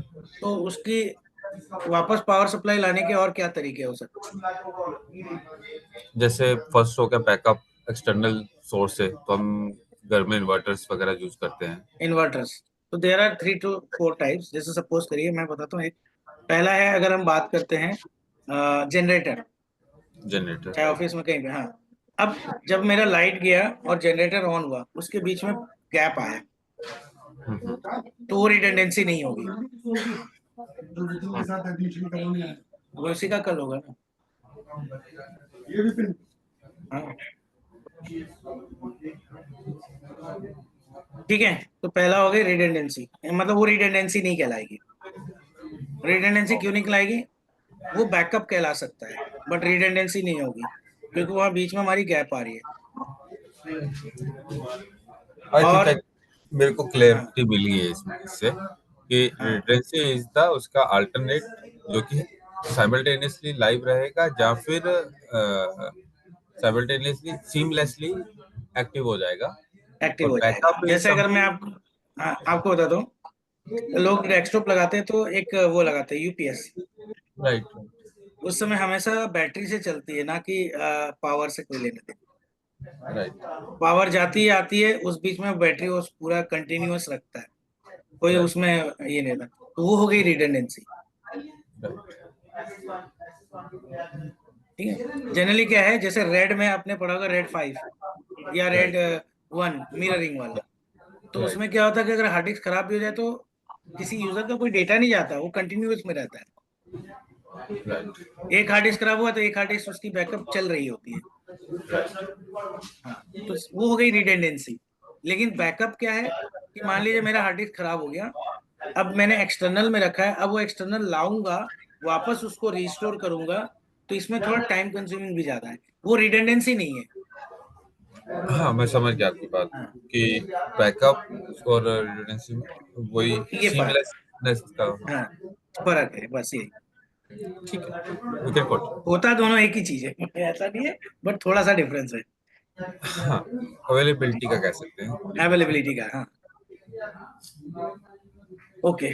तब नाउ अभी ये जो नेक्स्ट टॉपिक है वो है थ्रेट्स। थ्रेट्स का मतलब होता है किसी तरह का इंसिडेंट जो हमारे एसेट के ऊपर नेगेटिव इफेक्ट करे। ठीक है, चाहे वो उसे ऑफलाइन कर दे, चाहे उसे अनऑथराइज्ड एक्सेस करवा दे, चाहे हमारा डेटा लॉस हो जाए, चाहे हमारा कंप्यूटर डैमेज हो जाए, कुछ भी हो सकता है। तो किसी भी तरह का अगर इफेक्ट पड़ रहा है या इंसिडेंट हो रही है जनरेट, और वो हमारे कॉन्फिडेंशियलिटी, इंटीग्रिटी और अवेलेबिलिटी, इन तीनों पे अगर इफेक्ट डाल रहा है तो उसे हम कहेंगे थ्रेट। ओके। ये वो कहलाता है थ्रेट। अभी नए इसमें अगर हम बात करते हैं तो सीआईए जो बोलता है कि वो सीआईए ट्राइड तो है ही, लेकिन दो चीजें और रख सकते हैं, दो पॉइंट और जोड़ रहे हैं नए उसमें थोड़े से। एक पॉइंट बोला जाता है नन रेपुडिएशन। ओके। एक टर्म आता है नन रेपुडिएशन। इसका मतलब होता है कि किसी को मैंने अगर कोई मेल भेजा, सपोज कल को वो आकर बोल देगा नहीं मेरे को तो मेल मिला नहीं है, मान लिया कोई स्पेशल टास्क भेजा और उसे नहीं करने का मन है, तो कल को आके बोल देगा भाई मेरे को तो मेल मिला नहीं। तो उससे क्या है कि वो बच सकता है।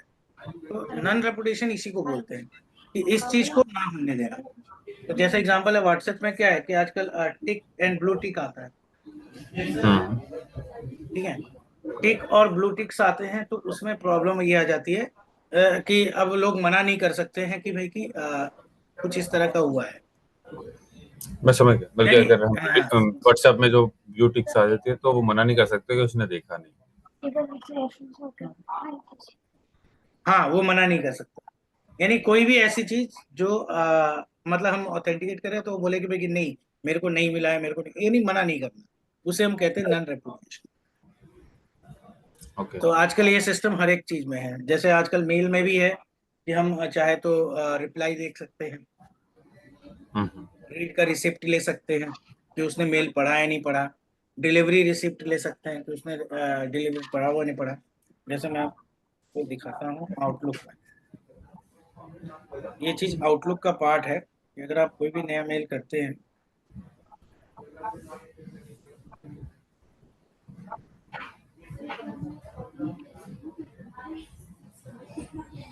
तो यहाँ पर आपको एक ऑप्शन आता है, ऑप्शन में जाएंगे, यहाँ पर ये देखिए ये दो ऑप्शंस हैं, request delivery receipt, request read receipt.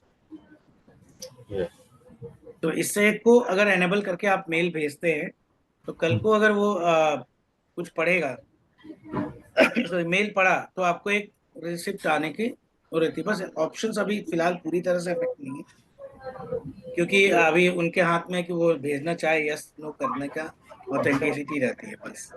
लेकिन जैसे जीमेल में या और भी बहुत सारे ऐसे वेबसाइट्स आ गए जहाँ पर ये एनेबल बाय डिफॉल्ट है। ये एक ऑप्शंस कर सकते।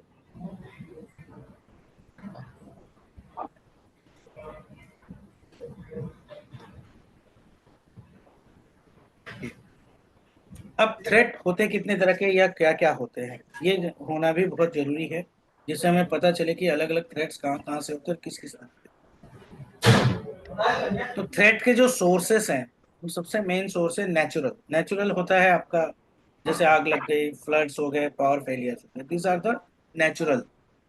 सेकेंड टाइप ऑफ होते हैं अनइंटेंशनल। अनइंटेंशनल का मतलब होता है जो अनस्किल्ड एडमिनिस्ट्रेटर्स हो, जिनके पास वो स्किल्स नहीं हो।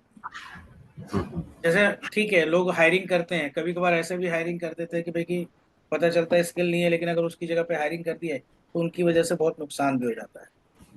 या स्किल्ड है, सब कुछ है, लेकिन लेजी है।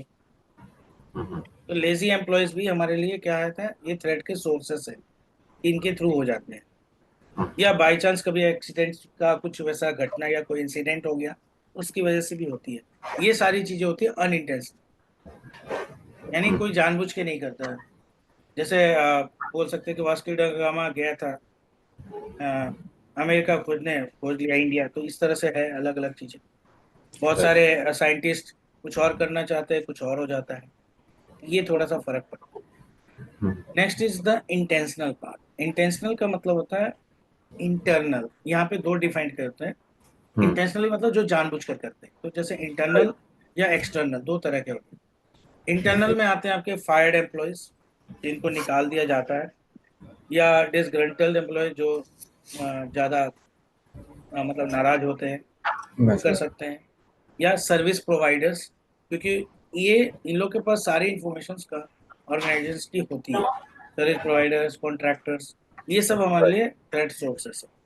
एक्सटर्नल है जिनका कोई मतलब नहीं लेकिन वो फिर भी करते हैं, जैसे हैकर्स हो गए, क्रिमिनल्स हो गए, टेररिस्ट हो गए, तो ये सब सारे मेनली एक्सटर्नल सोर्सेस कहलाते हैं। तो ये चार तरह के सोर्सेस हैं मेनली जो हमारे को अफेक्ट या हमारे लिए थ्रेट है।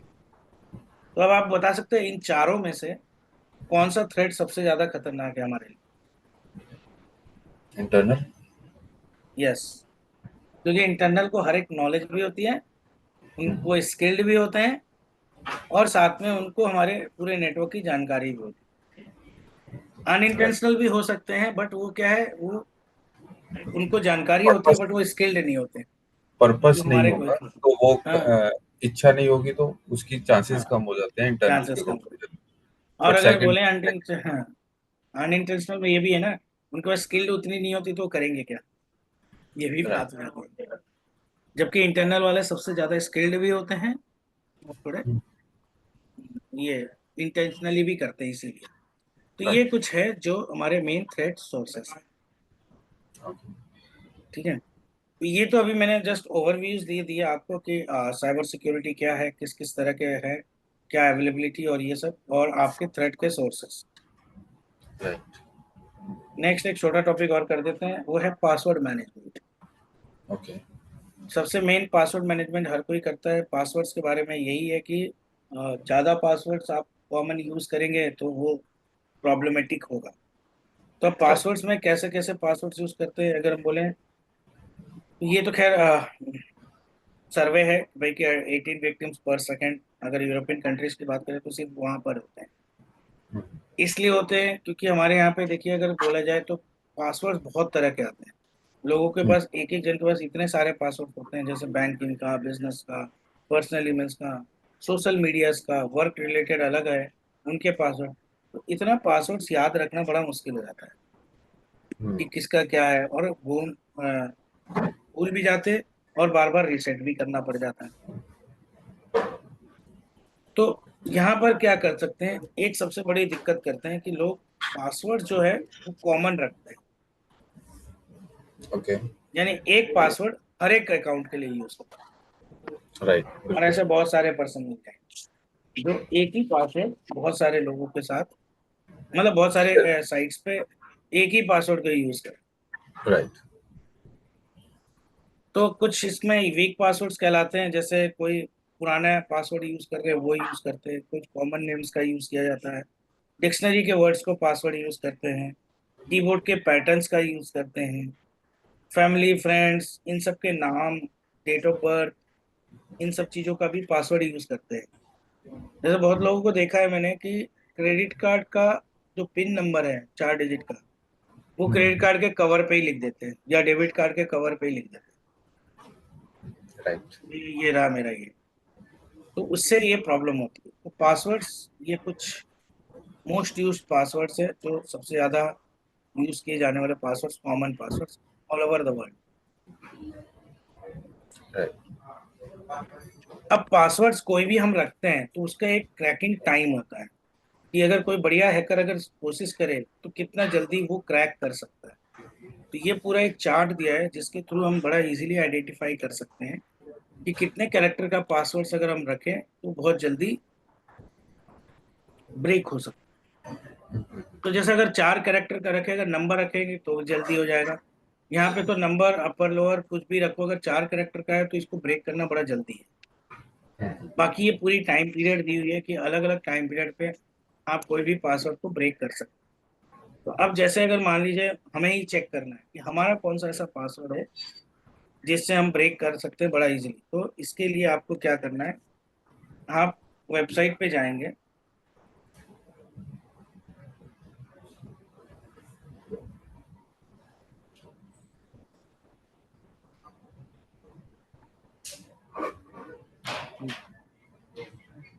आप यहाँ पर लिखिए पासवर्ड स्ट्रेंथ चेकर, आपको एक साइट आएगा पासवर्ड स्ट्रेंथ मीटर।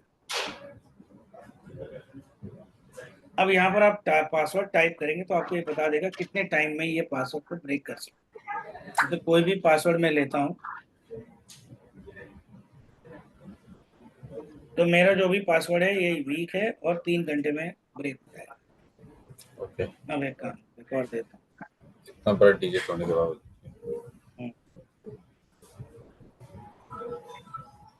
अब ये जो पासवर्ड दिया ये करीब 3 साल लगेगा। अच्छा, अभी आप मेरे को बताइए कि क्रेडिट कार्ड या डेबिट कार्ड का पिन कितने डिजिट का होता है? 4 डिजिट। 4 to 6, तो 6 तो अभी आया, तो पहले 4 था, 4। अब 4 डिजिट को अगर मुझे ब्रेक करना किसी का पासवर्ड, तो 999 909,099 टाइम्स कर सकते हैं, और पर डे अगर है तो वो है 3 बार। पर डे हम 3 बार गलत पासवर्ड करके यूज कर सकते, तो ब्लॉक होता है। तो अगर 3 बार के हिसाब से अगर देखा जाए तो 3,333 डेज, यस, जो कि अप्रोक्स कितना होता है? 10 साल। एक साल। एक साल 3000 है, 3000 सर, ठीक है, 10 साल। अप्रोक्स 10 ईयर्स, ठीक है। लेकिन किसी भी कार्ड की वैलिडिटी देखिएगा 10 साल से ऊपर है ही नहीं, राइट, वो किसी का 3 साल, किसी का 5 साल ऐसे करके। राइट। वो रीजन ही वही है कि कोई इतनी जल्दी ब्रेक नहीं कर सकता, प्लस वो MD5 के बेस पे है तो बहुत जल्दी वो ब्रेक होती है। और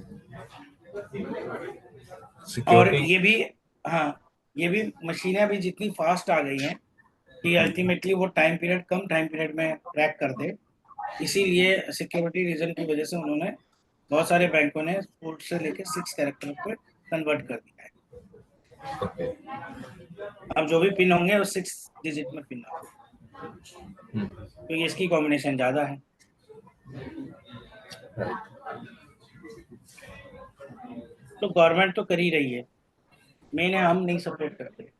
जैसे मैं आपको बताता हूँ, क्रेडिट कार्ड या डेबिट कार्ड की बात करें तो सबसे पहले आता था ब्लैक स्ट्रिप। ब्लैक स्ट्रिप आता था ना, ओके, काले रंग की मैग्नेटिक स्ट्रिप जिससे मैं रीड समझ, वगैरह करता था, राइट। ठीक है।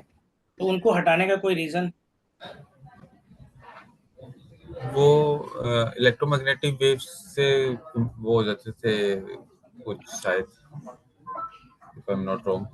हाँ, ये भी है, ये भी एक रीजन है, बट मेन रीजन क्या है कि बहुत सारे लोगों ने ना इसका एक तरीका निकाला। जैसे SBI के कार्ड में क्या होता था, खासकर SBI में, क्योंकि वो बड़ा उनकी थोड़ी क्वालिटी उतनी अच्छी नहीं थी, तो अगर आप ऊपर से अगर किनारे से उसकी पिन्नी निकालना चाहेंगे तो बड़ा जल्द आसानी से निकल जाती, ऊपर वाले कवर कर हल्का सा।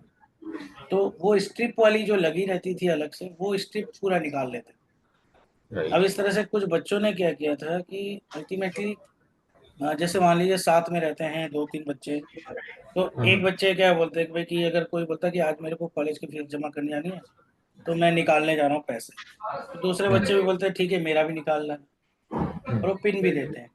तो इन्हीं लोगों में से एक ने क्या किया था कि वो कार्ड का वो निकाला पिन्नी, वो अपने कार्ड पे चिपकाया और अपना खराब वाला कोई निकाल के उसके कार्ड पे चिपका दिया। अब उसको तो पता नहीं चलेगा, और उसको पिन पता था, वो गया पैसे से निकाल लिया, और इनको पता नहीं, क्योंकि इसको लगा कि कार्ड तो मेरे पास ही है। राइट। अब ये पता कब चलेगा? जब स्टेटमेंट आएगा या कुछ। तो राइट। अब मैक्सिमम लोग ये भी हैं कि लोग स्टेटमेंट चेक ही नहीं करते, बिल्कुल। जबकि हर महीने अगर आता है स्टेटमेंट तो आपको पहले चेक करना चाहिए। लेकिन बहुत लोग क्या है, ये सब चेक नहीं करते। ये भी एक तरह के तरीके का हमारा लूप होल है, और अगर हम चेक नहीं करते तो दिक्कत हमारी आएगी। Unintentional laziness. हाँ, ये है लेजीनेस वाले कि भाई ठीक है, करेंगे। और अगर 3 महीने से ऊपर हो जाता है अगर किसी भी इंसिडेंट को, तो मैक्सिमम पुलिस वाले वो आप रिकॉर्ड भी नहीं करते राइट। जब तक कि एनफोर्स ना हो। लेकिन कुछ तो उनका भी एक टाइम पीरियड होता है, या बैंक वाले भी कुछ नहीं कर पाते उसका, बोलते भाई कि टाइम पीरियड तो 3 मंथ्स जो बोला गया है। तो इसीलिए उन्होंने क्या किया कि ये चीज को हटाकर ये चिप वाला सिस्टम लेकर आए। राइट। ये चिप निकालना बड़ा इजीली तो है। ठीक। पहले क्या होता था, पिन के लिए आपके एक पेपर पे लिख कर भेजते थे। अब लोग क्या करते थे, उस पेपर को फाड़ के पिन याद किए, और मैक्सिमम लोगों ने पिन चेंज ही नहीं करते, जबकि राइट। शुरू से बोला जाता था कि पिन चेंज करना। बिल्कुल। तो इससे बचने के लिए गवर्नमेंट ने ही क्या किया, भैया अब ओटीपी भेजने लगे कि अब आप खुद ही अपना पिन जनरेट करें। यही कि अच्छा। गवर्नमेंट तो अपनी वो तरफ से था कर रही है, पहले, लेकिन पहले उन्होंने किया था कि वो उस पिन को as a OTP use, one time password ही यूज करते थे, और जैसे ही आप उसे हाँ, डालते थे वो create your own password create करके योर ओन पिन अभी भी होता है। जब भी अगर कोई वो नया कार्ड वो आता है हाँ, तो तो उसमें आपको, हाँ कोई, हाँ, ओटीपी के द्वारा ही पिन जनरेट होता अब वो ओटीपी जो है वो वाया मोबाइल सर्विस से है। हाँ, आगे है। हाँ, या मोबाइल सर्विस। तो बट अब, प्रशांत, तो फिर वही वाली बात है कि अभी जैसे मेरा क्वेश्चन था एक स्टार्टिंग में कि हाँ, हाँ, हमारे जो सर्विस प्रोवाइडर है, जब आप वो कमांड प्रॉम्प्ट ट्रेस सिखा रहे थे, हमारा हाँ, जो सर्विस प्रोवाइडर है वो सिक्योरिटी मेजरमेंट्स बहुत कम रखता है, सर्विस हाँ, प्रोवाइड ही करता है, और ये एसएमएस वगैरह जो हमारे पास ओटीपी आते हैं, हाँ, हाँ, ये भी तो एक तरह से फिर सिक्योरिटी हमारा सर्विस प्रोवाइडर से ब्रीच एंड से ब्रीच हो सकती है। हाँ, सर्विस प्रोवाइडर के एंड से ब्रीच हो सकता सो मतलब कि अगर मेरा सर्विस प्रोवाइडर जो है उसकी भी कोई इसी तरह से कोई सिक्योरिटी ग्रेडिंग होती है कि वो है। हाँ, इस नहीं, उनकी पॉलिसीज होती है ना, उनके ओके। साथ एग्रीमेंट होता है हमारा। मेरा सिंपल सा क्वेश्चन इस तरह से है कि जैसे मान लो कि मैंने मेरे ऑफिस में आईएसपी के 2 लिंक आ रहे हैं, मान लो एक एयरटेल से आ रहा है, एक वोडाफोन से आ रहा है, हाँ जी, हाँ, तो मैं जब ट्रेस रूट करता हूँ दोनों के उससे, तो गूगल में, हम्म, तो वोडाफोन में एक जो है अगर वो प्रोटेक्टेड आता है और एक में नहीं आता है, तो हम्म, मैं ये कहता हूँ एयरटेल में नहीं आता है कोई भी प्रोटेक्ट हम्म, ऐसे स्टार, तो मतलब हाँ, कि वोडाफोन ने कहीं ना कहीं सिक्योरिटी ज्यादा रखी हुई है, हाँ, तो ये वजह हो गई। और ऊपर से जैसे दूसरी बात जो अभी हम कर रहे हैं कि मैं जब एसएमएस रिसीव करता हूँ तो वो साइमल्टेनियसली कहीं ना कहीं अगर कोई हैकर जो है वो सीधा सर्विस प्रोवाइडर को ही वो कर दे, हैक कर ले, और साइमल्टेनियसली उसका सारा डाटा जो है उसकी मिररिंग कर ले अपने पास, तो उससे तो हर हम्म। पता लगता रहेगा ना कि किसको क्या नहीं तो एसएमएस जा रहा है। वो मिररिंग सर्वर का नहीं कर पाएगा ना, बट वो फ्लो मिररिंग, अगर डाटा जो नहीं, है, हाँ, अभी देखिए जो एसएमएस है वो मीडिया के थ्रू आ रहा है, ठीक है, तो वो मीडिया में तो बल्कि जैसे नेटवर्क में हम जनरली क्या करते हैं, पैकेट वायर साक पैकेट मिररिंग की और वायर साक से उसे इंक्रिप्ट कर लेते हैं, डिक्रिप्ट कर लेते हैं, तो हाँ, अगर वायर मान लो साक से कि मैंने डिक्रिप्ट कर मैंने लेते हैं, हाँ, डाटा तो मेरे राउटर के थ्रू ही निकला है, हाँ, और राउटर पे मैंने किसी तरह से कोई सिक्योरिटी अप्लायंसेस लगाया नहीं, तो अगर हम्म, उसने मेरे राउटर का डाटा को मिररिंग कर ली, तो वो हम्म। देख पाएगा कि एक साहिल के पास क्या एसएमएस गया सर्विस प्रोवाइडर एंड से, मतलब कि नहीं, असल में क्या होता है, ये एक एसएमएस प्रोसेस है। वगैरह या कोई भी हम जो भेजते कैरेक्टर्स ज्यादातर एनक्रिप्टेड फॉर्मेट होता है। इसका ओके। सबसे अच्छा एग्जांपल है, मैं आपको बताता हूँ, व्हाट्सएप बोलता है ना कि भाई कि आपका एंड टू एंड एनक्रिप्शन है उनका, हाँ जी, हाँ जी, हाँ जी। क्योंकि हर एक चीज को हम इस्तेमाल करने के लिए कोई ना कोई एप्लीकेशंस लेते हैं। राइट। तो एप्लीकेशंस लेते हैं तो एप्लीकेशन की सिक्योरिटी लेवल पे एप्लीकेशन सिक्योर्ड होता है। तो जैसे अगर ओके। मान लो व्हाट्सएप व्हाट्सएप आपका बता रहा है कि हाँ, हम एंड टू एंड एनक्रिप्ट कर रहे हैं डेटा, तो हमें कैसे पता चलेगा कि एंड टू एंड एनक्रिप्ट है? हाँ जी, वही, यही मैं जानना चाह रहा हूँ जी। हाँ, तो इसके लिए जैसे सपोज करिए आप मेरा वाला खोलेंगे, मतलब जिसमें मैसेज भेजते हैं, जहाँ पर हाई हाँ लिखने के लिए, हाँ और ऊपर में आप मेरे वाले लिंक पे क्लिक करेंगे। हाँ हाँ और क्लिक करने के बाद एंड आप देखिए वो बहुत सारे ऑप्शंस आएंगे ना, notification, media visibility, chat log. यानी अगर आप आप 3 बटन पे जाएंगे, 3 बटन पे जाइए, मैं सिंपल बता।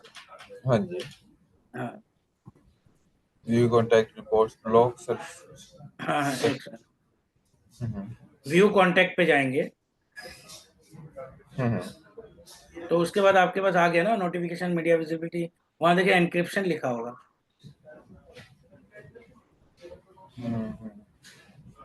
एनक्रिप्शन लिखा हुआ है। Right right. एनक्रिप्शन पे जब आप क्लिक करेंगे तो देखिए आपका कुछ कोड जनरेट हुआ होगा। पहला कोड है 71156 है। एंक्रिप्शन पे क्लिक किया तो enter encryption automatically verified scan compare a 68 digit number. हाँ, तो कंपेयर जो नंबर है वो नंबर क्या लिखा हुआ है? Right 71156 right 49041 right. चलो 99320। ये कोड तो नहीं है जो हमारी बात कोई सुन लेगा तो? नहीं नहीं, ये वो ओके कोड है, ये वेरीफाई करता है कि हमारे और आपके बीच में अगर जो भी यहाँ पर हम मैसेज कर रहे हैं वो एनक्रिप्टेड है।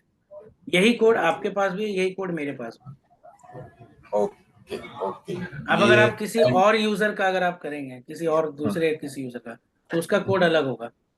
Okay okay. हाँ, लेकिन अगर उनका कोड और आपका कोड मैच करेंगे तो दोनों सेम होंगे। सो अगर मेरे पास ये जो आप दोनों मतलब जिससे ये वाला जो कोड आपने मेरे को भी दिखाया हाँ 71156 वाला, ये हाँ कोड अगर किसी को पता लग जाएगा तो फिर वो हाँ, उसे अपने एप्लीकेशन में डाल नहीं के नहीं कर पाएगा क्योंकि ये एनक्रिप्टेड कोड है ना। ओके ये कोड भी हाँ, ऊपर में एक स्कैनर भी बना होगा, राइट स्कैनर भी था। तो जो जिसका है उसके साथ अगर आप ये क्या कहते हैं स्कैन करेंगे ना, तो उसमें दिखा देगा वेरीफाइड। ओके जैसे मेरा स्कैनर आप करेंगे तो आप में दिखाएगा वेरीफाई, मैं आपका स्कैन करूंगा तो मुझे दिखाएगा वेरीफाई। Okay okay. ठीक है, ये सबका एक दूसरे के साथ है मैचिंग। तो बेसिकली क्या है कि नेटवर्क से चुराने से बचाने के लिए एन्क्रिप्शन यूज होती है हाँ, डाटा ये की एंड एनक्रिप्शन बोला गया। हाँ, पर। अभी बहुत लोग एक व्हाट्सएप यूज करते हैं, FM व्हाट्सएप, एफएम या व्हाट्सएप। हाँ व्हाट्सएप गोल्ड, ऐसे करके वैरायटीज ऑफ आते हैं ना। हाँ तो व्हाट्सएप और व्हाट्सएप बिजनेस को छोड़कर अगर आप कोई और व्हाट्सएप इस्तेमाल कर रहे हैं और फिर अगर आपने उसमें स्कैन करके कोड आप चेक करिएगा, वो कभी मैच नहीं करेगा। ओके। कोई अगर अलग तरीके का कोई व्हाट्सएप यूज कर रहा हो, अगर उसका कोड स्कैन करेंगे तो तो स्कैन वेरीफाई नहीं इट करेगा। इज जस्ट लाइक जो हमने राउटर की एग्जांपल देखी जिसमें हाँ एनेबल पासवर्ड डाल दिया तो हाँ आप उसे क्रैक कर सकते हैं कहीं ना कहीं लेवल पे। हाँ, उसकी कहीं ना मतलब कहीं। हाँ सिक्योरिटी की जो ग्रेड है वो कम है।